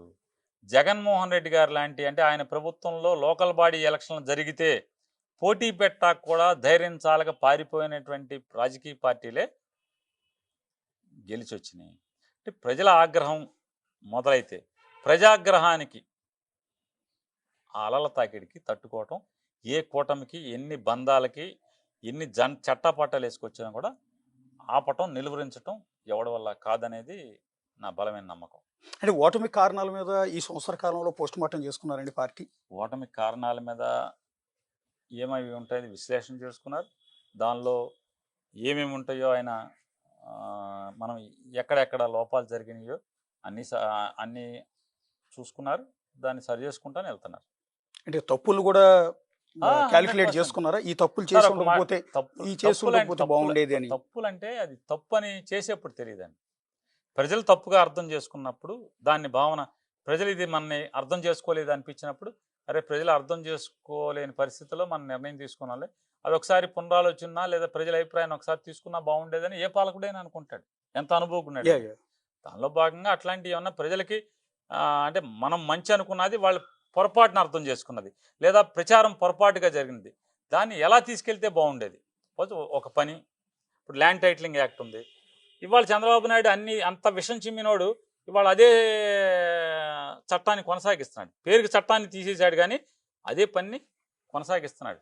ఈరోజు జగన్మోహన్ రెడ్డి గారు ఏదైతే డ్రోన్ సిస్టంతో సర్వే చేయటం, ఎల్పిఎం ల్యాండ్ పోర్షన్ మేనేజ్మెంట్తో ఎల్పిఎంతో పెట్టి అంటే ఇదివరకు రాళ్లు పాతుకుంటేనే సరిహద్దులు, ఎక్కడో టేప్ వేసుకుని కండశెక్క ఉంటే అక్కడి నుంచి కొలుచుకుంటా వస్తే సర్వే వస్తుంది. కానీ వాళ్ళు అలా కాదు, జీపీఎస్ని ఆధారం, టెక్నాలజీ పెరిగిపోయింది, జీపీఎస్ ఆధారంగా మీ ఇంటి సరిహద్దులకి, మీ భూమి సరిహద్దులకి లాంగిట్యూడ్ లాటిట్యూడ్ కొలిచేస్తున్నారు, ఫిక్స్ చేస్తున్నారు. ఇక రాళ్ళు పీకినా ఏం పీకినా అది మారదు. ఎవడు ఆక్రమించుకున్నా కూడా మీ ఆస్తిని మార్చలేరు. జగన్మోహన్ రెడ్డి గారు అదే తీసుకున్నాడు, అది తప్పు అన్నారు, ఇవాళ అదే కొనసాగిస్తున్నారు. మరి జగన్మోహన్ రెడ్డి గారు తప్పు అన్నప్పుడు ఈ చంద్రబాబు నాయుడు కూటమి ప్రభుత్వం కొనసాగించకూడదు కదా. మరి ఎందుకు కొనసాగిస్తుంది అంటే మా ప్రభుత్వం దాన్ని ఇంప్లిమెంట్ చేసేప్పుడు ప్రజలకు అవగాహన కలిగించి చేస్తుంటే బాగుండేదమ్మా. మంచి నిర్ణయం చేసాం, అద్భుతమైన నిర్ణయం. ప్రపంచంలో అత్యంత శ్రేయస్కరమైన అత్యంత పటిష్టమైనటువంటి సర్వే వ్యవస్థ జగన్మోహన్ రెడ్డి గారు మనం చేపట్టారు. లాంగిట్యూడ్ లాటిట్యూడ్ జీపీఎస్ని ఎవరు మార్చలేరు కదా, జీపీఎస్ ద్వారా ఫిక్స్ చేస్తున్నాడు. డిస్ప్యూట్స్ అంటే జనాలకు అట్లా ప్రొజెక్ట్ కాలేదు కదా. ల్యాండ్ టైటిలింగ్ యాక్ట్ మీరు చేసిన సర్వేలు ఎట్లా ప్రొజెక్ట్ అయినాయి అంటే ఏదో జగన్ గారు వాళ్ళ భూములన్నీ కూడా కొలతలు గురించి పట్టాల మీద, వాస్తవం ఏంటి? వాస్తవం కాదు, విష ప్రచారం. అంటే పట్టాల మీద నా పొలం సార్, నా పొలం, నా భూమి పట్టా మీద, నా పాస్ పుస్తకం మీద మీ ఫోటో ఎట్లా వేస్తారు సీఎంది? సార్ అట్లా అనుకుంటే మీకు క్యాస్ట్ సర్టిఫికెట్ల మీద చంద్రబాబు ఫోటో వచ్చేది, మీ కుల సర్టిఫికెట్ మీద, మీ ఆదాయం సర్టిఫికెట్ మీద చంద్రబాబు ఫోటో వచ్చేది. ఇదేంటి ఆదాయం సర్టిఫికెట్ నాదేంటి, మా నాన్న సంపాదన ఏంటి, దానికి సర్టిఫికెట్ చంద్రబాబు అన్న మా నాన్న జీతం ఇస్తున్నాడా అని ఎప్పుడన్నా ఎవరన్నా మాట్లాడారా? ఏమన్నా ఎక్కించగలిగారా? ఎవరన్నా చెడు చెప్పారా? మా కులం ఏంటి, మా కులం ఇది, మా కుల సర్టిఫికెట్ ఎంఆర్ఓ చేసేప్పుడు ఈయనవాడు ఇంకో కులపోడు వచ్చి మా సర్టిఫికెట్ మీద ఇంకో కులపోడి పొట్టే ఏంటి అని ఎవరన్నా కులం భావించారా? ఆ చెడు కూడా ఎవరు చెప్పలా, తప్పుడు ఆలోచన ఎవరు చేయలా. వీళ్ళకి వచ్చింది ఆ తప్పుడు ఆలోచన. పాలకుడిగా నేను ఒక మంచి సిస్టాన్ని తీసుకొచ్చాను, అంటే అద్భుతమైన పటిష్టమైన, మీరు అది చెప్పుకోవటంలో కూడా ఫెయిల్ అయ్యారేమో. నేను అదే చెప్తున్నా.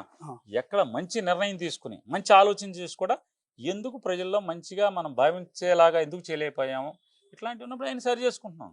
ఒక ఆంధ్రప్రదేశ్ ఓటర్గా నేను కూడా మీ జిల్లా వాస్తవుడిగా నాకు అనిపించింది ఒకటి చెప్తాను, జర్నలిస్ట్గా కాదు, ఇష్టం వచ్చినట్లు దూషించటం యాజ్ ఎ ఓటర్గా చెప్తున్నా, అది మీకు శాపం అయింది అని అంటున్నాను. నేను ఏమంటానంటే మొన్నటి ఎన్నికల్లో భువనేశ్వర్ గారిని ఉద్దేశించి ఇష్టం వచ్చినట్టు వల్లభనేని వంశీ గారు అలా మాట్లాడటం ఎంత దారుణమైన మాట కదా, ఎవరు యాక్సెప్ట్ చేయరు కదా. అండ్ దెన్ రెండోది పవన్ కళ్యాణ్, అదే వంశీ మోహనం నాది పొరపాటే, అక్కయ్యని అట్లా మాట్లాడటం పొరపాటే. ఆ అక్కయ్య కొడుకు సుమారుగా ఒక 100 యూట్యూబ్ ఛానల్స్తో అతని ఆస్తిలోనే పెట్టించి నా పిల్లల్ని నా భార్యని తిడతంటే తట్టుకోలేక మాట్లాడాను, అయినా కూడా నా మాటలు వెనక్కి తీసుకుంటున్నాను, నన్ను క్షమించి అక్క అని చెప్పి మాట్లాడాడు. అది ఎవరికి అక్కర్లేదు. అంటే ఒక ఏమాత్రం ఇప్పుడు జగన్మోహన్ రెడ్డి గారు ఏమన్నా అనిపించాడా?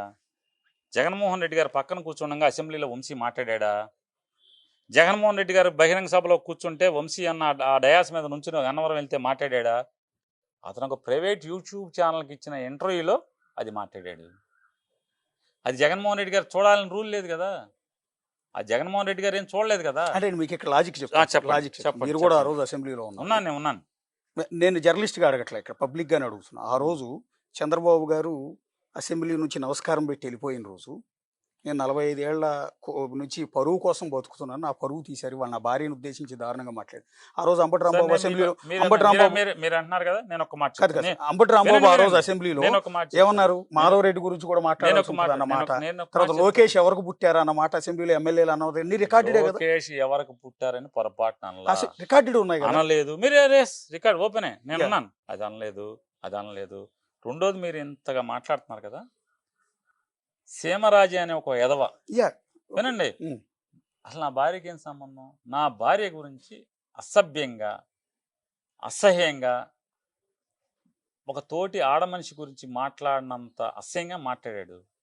అటువంటి ఆడితో నువ్వు అంటే బాగా మాట్లాడావని చెప్పి చంద్రబాబు ఇట్ట ఫోటో దిగాడు, ఈ మధ్య సీఎం అయ్యాక దిగాడు. దాని అర్థం ఏంటి? అదే చెప్తున్నా, మీ భార్యనంటేనేమో అనకూడదు ఎవరు, కానీ ఊరందరి భార్యని నువ్వు అనిపిస్తావు. వంశీని ఎప్పుడు కూడా జగన్మోహన్ రెడ్డి గారు బాగా మాట్లాడే వంశీ భలే మాట్లాడేవని అనలా. తెలియదు ఆయనకి. అసెంబ్లీలో ఆయన అడిగాడు, ఏంటి అసలు ఈ గొడవ ఏంటి, రచ్చ ఏంటి, ఇదంతా ఏం జరుగుతుందని ఆయన అడిగాడు. అసలు ఏంటిదంతా అంటే అప్పుడు ఇదంతా జరిగిందని చెప్పారు. కానీ అది మీకు డ్యామేజ్ అవ్వలేదు ఎన్నికల్లో? ఎవరండి ఆ మాట సార్? ఆ మాట మీ పార్టీకి డ్యామేజ్ అయిందా? జరిగిందా లేదా ప్రజలు చెప్పాలి. జరిగిందా లేదా ప్రజలు చెప్పాలన్నా. అంటే వంశీ అన్న మాటని అదే ఒక ప్రైవేట్ యూట్యూబ్ ఛానల్లో మాట్లాడిన దాన్ని వైఎస్ఆర్ కాంగ్రెస్ పార్టీకి జగన్మోహన్ రెడ్డికి ఆపాదించి తప్పుడు విష ప్రచారం చేశారనేది మేము చెప్పే మాట. అది జగన్మోహన్ రెడ్డి గారి ఆలోచన కాదు, జగన్మోహన్ రెడ్డి గారి సంస్కారం కాదు అట్లా మాట్లాడించడం. వంశీ వెంటనే దాన్ని నాది తప్పు అక్క, ఇట్లాగే చెప్పాడు, అక్క నాది తప్పు నిన్నంటాం, కాకపోతే నీ కొడుకు నా కూతుర్ని భార్యని తన సొంత యూట్యూబ్ ఛానల్ ద్వారా పోషించే యూట్యూబ్ ఛానల్ ద్వారా వాళ్ళని తిట్టించాడనే తప్పుతో మాట్లాడాను, అయినా అది పొరపాటే, వెనక్కి తీసుకుంటున్నాను, నన్ను మన్నించమని మాట్లాడాడు. మన్నింపు కన్నా పెద్ద శిక్ష ఏముంటుంది అన్న? నన్ను మన్నించండి నేను పశ్చాత్తాపడతాను. పశ్చాత్తాపానికి మించి ఇంకేమైనా ఉంటుందా? భారతిరెడ్డి గారి గురించి మొన్న ఒక టీడీపీ కార్యకర్త కిరణ్ అనేవాడు చాలా దారుణంగా మాట్లాడాడు. ఏం చేశారు? దాన్ని మాట్లాడి ఏం చేశారు? ఇమీడియట్ గా గంటల్లో అతను హైదరాబాద్ నుంచి ఈడ్చుకొచ్చి లోపల పడేశారు. ఏం ఈడ్చుకొచ్చారు? ఎవరు చెప్పారు? ఈడ్స్ కోసం పాడా సమాజం కోసం ఆయన్ని రమ్మని, ఆయన కారేసుకు రమ్మని, ఇవన్నీ డ్రామాలు సార్. ఆయన కారేసుకు రమ్మని నేను చెప్తున్నా. ఇప్పుడు సీమరాజ్య గారిని ఏం లాక్కొచ్చావు? నేను మీడియాలో 2-3 సార్లు మాట్లాడా. ఇట్లా మా ఇంట్లో ఈ కిరణ్ గాడు నా వైఫ్ గురించి కూడా మాట్లాడాడు, నా భార్య గురించి మాట్లాడాడు. నేను చెప్పాను మీడియాలో. ఎప్పుడు లాక్కొచ్చావు? లాక్కు రాలేదే. అంటే మీకు డ్యామేజ్ అయిపోతుంది అనుకుని భారతిరెడ్డి గారిది మాట్లాడితే డ్యామేజ్ అవుతుంది కాబట్టి రాజకీయ ఎత్తుగడ తప్పితే సంస్కారం కాదు. సంస్కారం అయితే నేను కంప్లైంట్ చేసినప్పుడే మీరు కంట్రోల్ చేస్తారు కదా. చంద్రబాబుది సంస్కారమే, నిజమైన సంస్కారమే, నటన కాదు, రాజకీయ ఎత్తుగడ కాదు, అతను చాలా బాగా స్పందించాడనేది నిజమైతే, మీరు చెప్పేది కిరణ్ గారిని అరెస్ట్ చేయడంలో అది నిజాయితీతో కూడిన అరెస్ట్ అని మీరు నమ్మేదైతే, నేను కంప్లైంట్ చేశాను, నేను మీడియాలో మాట్లాడాను, వీడియోలు చూపించాను. సీమరాజయ్య గారు ఆ కిరణ్ గారు నా భార్య గురించి అంత అసభ్యంగా మాట్లాడారో అని నేను ఇద్దరి గురించి చెప్పాను. ఏం చేసావు? ఈ రోజుకి ఆడి మీద భుజం మీద ఫోటో వేసి దిగావు తప్పితే సీమరాజు గురించి అంటే జగన్మోహన్ రెడ్డి గారి భార్యను అనేప్పటికీ విపరీతమైన అంటే బాహుళ్యంలోకి విపరీతంగా చొచ్చుకుపోయి నీకు నష్టం జరుగుతుంది అనేటువంటి ఎత్తుగడతో ఆయన్ని తీసుకురావడం తప్పితే, నీకు నిజంగా సంస్కారం ఉంటే నా భార్య గురించి వాళ్ళిద్దరూ మాట్లాడినప్పుడు ఈ రోజుకి నువ్వు భుజం మీద ఫోటోలు వేసి దిగుతున్నావు తప్పితే ఏం చర్యలు తీసుకున్నావు అని చెప్పి. మీరు అన్నట్టు ఆ రోజు లాగా జగన్మోహన్ రెడ్డికి నటించడం చేత కాదు, ఆయన వంశీతో తిట్టించి మళ్ళీ డ్రామా ఆడటం అతనికి చేత అయితే, నిజంగా చంద్రబాబు లాగా డ్రామా ఆడటమే నిజమైతే వంశీని దమా 4 బాది రాసుకెళ్ళి అని చెప్పి ఇట్లాగే డ్రామా చేసేవాడు ఏదో కంట్రోల్ చేస్తుంటే బాగుండేది కదా. ఏం చెప్పాడు? చెప్పాడు వంశీ అది మాట్లాడటం తప్పు, అతను వెనక్కి తీసుకోమని ఆయనే చెప్పాడు జగన్ గారే. చెప్పకపోతే వంశీ వెనక్కి తీసుకుంటాడా? చివరిగా ఒక్క మాట అండి, అంటే బేసిక్గా ఇప్పుడు రెడ్ బుక్ని చూస్తే మొత్తం వైసీపీ నాయకులందరికీ కూడా కొంతమందికి ఏమో గుండె జబ్బులు వస్తున్నాయి, ఆపరేషన్ చేయించుకుంటున్నారు, ఇంకొంతమంది ఏమో పారిపోతున్నారు, ఇంకొంతమంది ఏమో వణుకు పుడుతోంది అని లోకేష్ గారు పదే అంటూ ఉన్నారు. నిజమేనా అది? నిజంగా రెడ్ బుక్ని చూసి వైసీపీ నాయకులు వణికిపోయే పరిస్థితి ఉందా? లోకేష్ గారు గన్నవరం పాదయాత్ర మీటింగ్లో ఆయన మాట మాట్లాడారు. వంశీకిను గుడివాడ ఎమ్మెల్యేకిను గన్నవరం ఎమ్మెల్యేకి కాదు, మీకు వీడియో చూసుకొని కొడితే వస్తుంది అంటే వెంటనే కొడాలి నాని అన్నారు.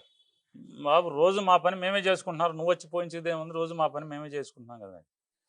ఇప్పుడు కొడాలి నానికి ఎప్పటి నుంచో ఆర్ట్ బ్లాకులు ఉన్నాయి, దాన్ని అశ్రద్ధ చేశాడు. అంతేగాని ఒక్కసారి మూసుకుపోతాయి ఏంటంటే, అమ్మ లోకేష్ పుస్తకం వచ్చిందని చెప్పని మొత్తం రక్తాణాలు మూసుకుపోతాయా?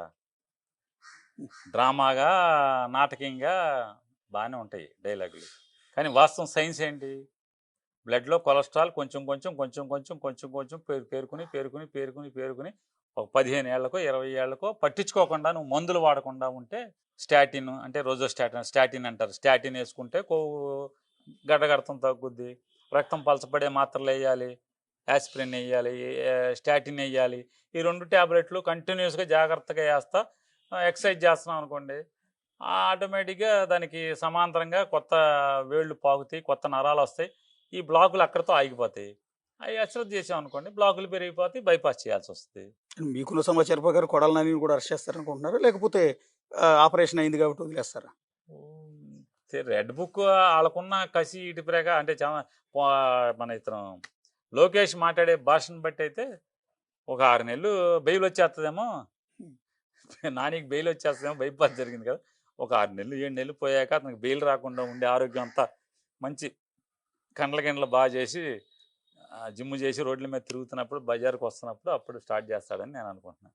అంటే చర్చకు వచ్చిందో లేదో నాకు తెలియదు, కానీ వైఎస్ఆర్ కాంగ్రెస్ పార్టీ అధికారంలో ఉన్నప్పుడు కొంతమంది నేతల నోటి దురుసు, అది వల్లభనేని వంశీ కావచ్చు, జోగి రమేష్ కావచ్చు, అంబటి రాంబాబు కావచ్చు, రోజా కావచ్చు, లేకపోతే కొడాల నాని కావచ్చు, చంద్రబాబు నాయుడు లాంటి వ్యక్తిని, లోకేష్ లాంటి వ్యక్తిని పప్పుగాడని, ఆ నా కొడుకు, ఈ నా కొడుకు అని ఇలా సంబోధించడం, ఇదంతా జనాల్లోకి నెగిటివ్గా వెళ్ళింది కదా. మీరు ఆ రోజు కంట్రోల్ చేసి ఉంటే ఇలాంటి పరిస్థితి ఉండేది కాదు కదా అని ఒపీనియన్, చాలా మంది ఒపీనియన్. సంస్కృతి 2014-19 మధ్యలో చంద్రబాబు నాయుడు ఈ దుష్ట సంస్కృతిని ఈ రాష్ట్ర రాజకీయాలకి ప్రవేశపెట్టిన తర్వాత ఇవన్నీ కూడా అస్త్రాలు అయిపోతున్నాయి.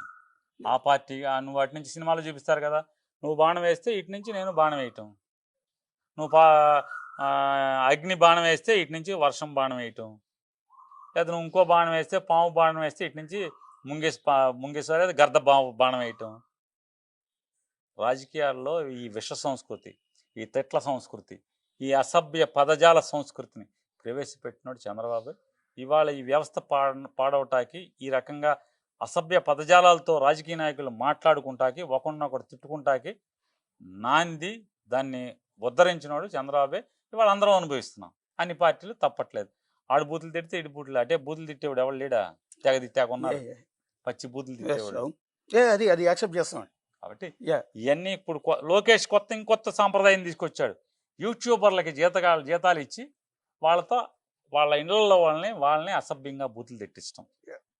చంద్రబాబు ఒక విష సంస్కృతికి ఆయన నాంది వాక్యం పలికితే, లోకేష్ మరొక విష సంస్కృతికి ఇంకా దిగజారి ఇంకా హీనమైన సంస్కృతికి ఆయన నాంది పలికాడు. ఇవన్నీ ఎక్కడికి వెళ్తాయో రాజకీయాలు, ఆంధ్రప్రదేశ్ రాష్ట్ర రాజకీయాలు ఏ స్థాయికి దిగజారుతాయి కూడా మన చేతుల్లో లేని పరిస్థితిలోకి వచ్చేస్తాను. మీరు చంద్రబాబు నాయుడు అరెస్ట్ చేయించారు ఆ రోజు. అంతకుముందు జగన్మోహన్ రెడ్డిని సోనియా గాంధీతో కలిసి లాలూచి పడి అతను అరెస్ట్ చేయించాడు 16 మాసాలు. సరే, ఓకే, అప్పుడు అరెస్ట్ చేయించారని రివెంజ్తో చంద్రబాబు నాయుడు మొన్న అరెస్ట్ చేయించారు. రేపు ఇక్కడతో అయిపోతే దెబ్బకి దెబ్బ అయిపోయిందంటే అయిపోయింది. రేపు మళ్ళీ జగన్ అరెస్ట్ చేయించాడు కానీ మళ్ళీ ఖచ్చితంగా చంద్రబాబుని అరెస్ట్ చేయిస్తారు. మీకు ఆ సైన్ చంద్రబాబు నాయుడు గారు జగన్ గారిని అరెస్ట్ చేయిస్తారు అని మీరు చంద్రబాబుని అడగాలి. పొద్దున ఇల్లు వచ్చినట్టు ఆయన అడగాలి, నన్ను అడుగుతారు, నాకేం తెలుసు. అంటే నేనేది ఏంటంటే మొన్న ఎక్కడో ఆఫ్ ది రికార్డ్ బాబు గారు మాట్లాడింది ఊహాజనితమైన కదా సార్. బాబు గారు మొన్న ఆఫ్ ది రికార్డ్ ఒక మాట అన్నారు, నన్ను అరెస్ట్ చేయించారు కాబట్టి నేను జగన్ అరెస్ట్ చేయించను అని. అంటే మీకు ఆ రాజకీయ ఎలక్షన్ కి 1 year ముందు చంద్రబాబు లాంటి వ్యక్తిని అరెస్ట్ చేసి జైల్లో పెడితే ఆయనకి సింపతి వస్తుందన్న విషయం మీరు ఎందుకు గ్రహించలేకపోయారు? మీలాంటి సీనియర్లు ఎందుకు సలహా ఇవ్వలేకపోయారు? బేసిక్గా ఏంటంటే చంద్రబాబు నాయుడు గొప్ప నటుడు అండి. ఇది నేను చెప్పలా, సాక్షాత్తు పిల్లనిచ్చినట్టు రాజకీయాల్లో వెన్నుతట్టి పోషించినటువంటి నా నందమూరి తారక రామారావు గారు చెప్పాడు, నా అల్లుడు నాకంటే గొప్ప నటుడు అని. రామారావు 10 మంది రామారావు గారు కలిసి వచ్చిన, 10 మంది ఎస్వి రంగారావు కలిసి వచ్చిన చంద్రబాబు నటనతో ఎవడో సరిపోడు. ఇవన్నీ ఎత్తుగడలు ఉన్నాయి, రకరకాలు చెప్తున్నారు. ఎవరో మొన్న ఒక ఆయన సుప్రీంకోర్టు ప్లేటర్ గారు చెప్తున్నాడు, రాష్ట్ర గవర్నమెంట్ అరెస్ట్ చేస్తే బెయిల్ తొందరగా వస్తుంది, ఈడీ అరెస్ట్ చేస్తే ఈడీ చట్టాలు టైం పడుద్ది అని ఒక ఆయన అభిప్రాయం చెప్తున్నాడు. ఎక్కడో టీవీ విశ్లేషణ చూశాను నేను. అంటే బహుశా ఇది చేయకుండా నేను పెద్ద పద్ధతిని అట్నుంచి అరెస్ట్ చేస్తే దెబ్బ మోడీకి పోద్ది కదా అని అన్నా చూస్తున్నాడేమో మనకు తెలియదు. ఎంత డ్రామానే, ఎంత పెద్ద నటుడు ఆయన. థ్యాంక్ యూ నాని గారు. ఇది మాజీ మంత్రి పేరు నాని గారితో బిగ్ ఇంటర్వ్యూ. చూస్తూనే ఉండండి బిగ్ టీవీ.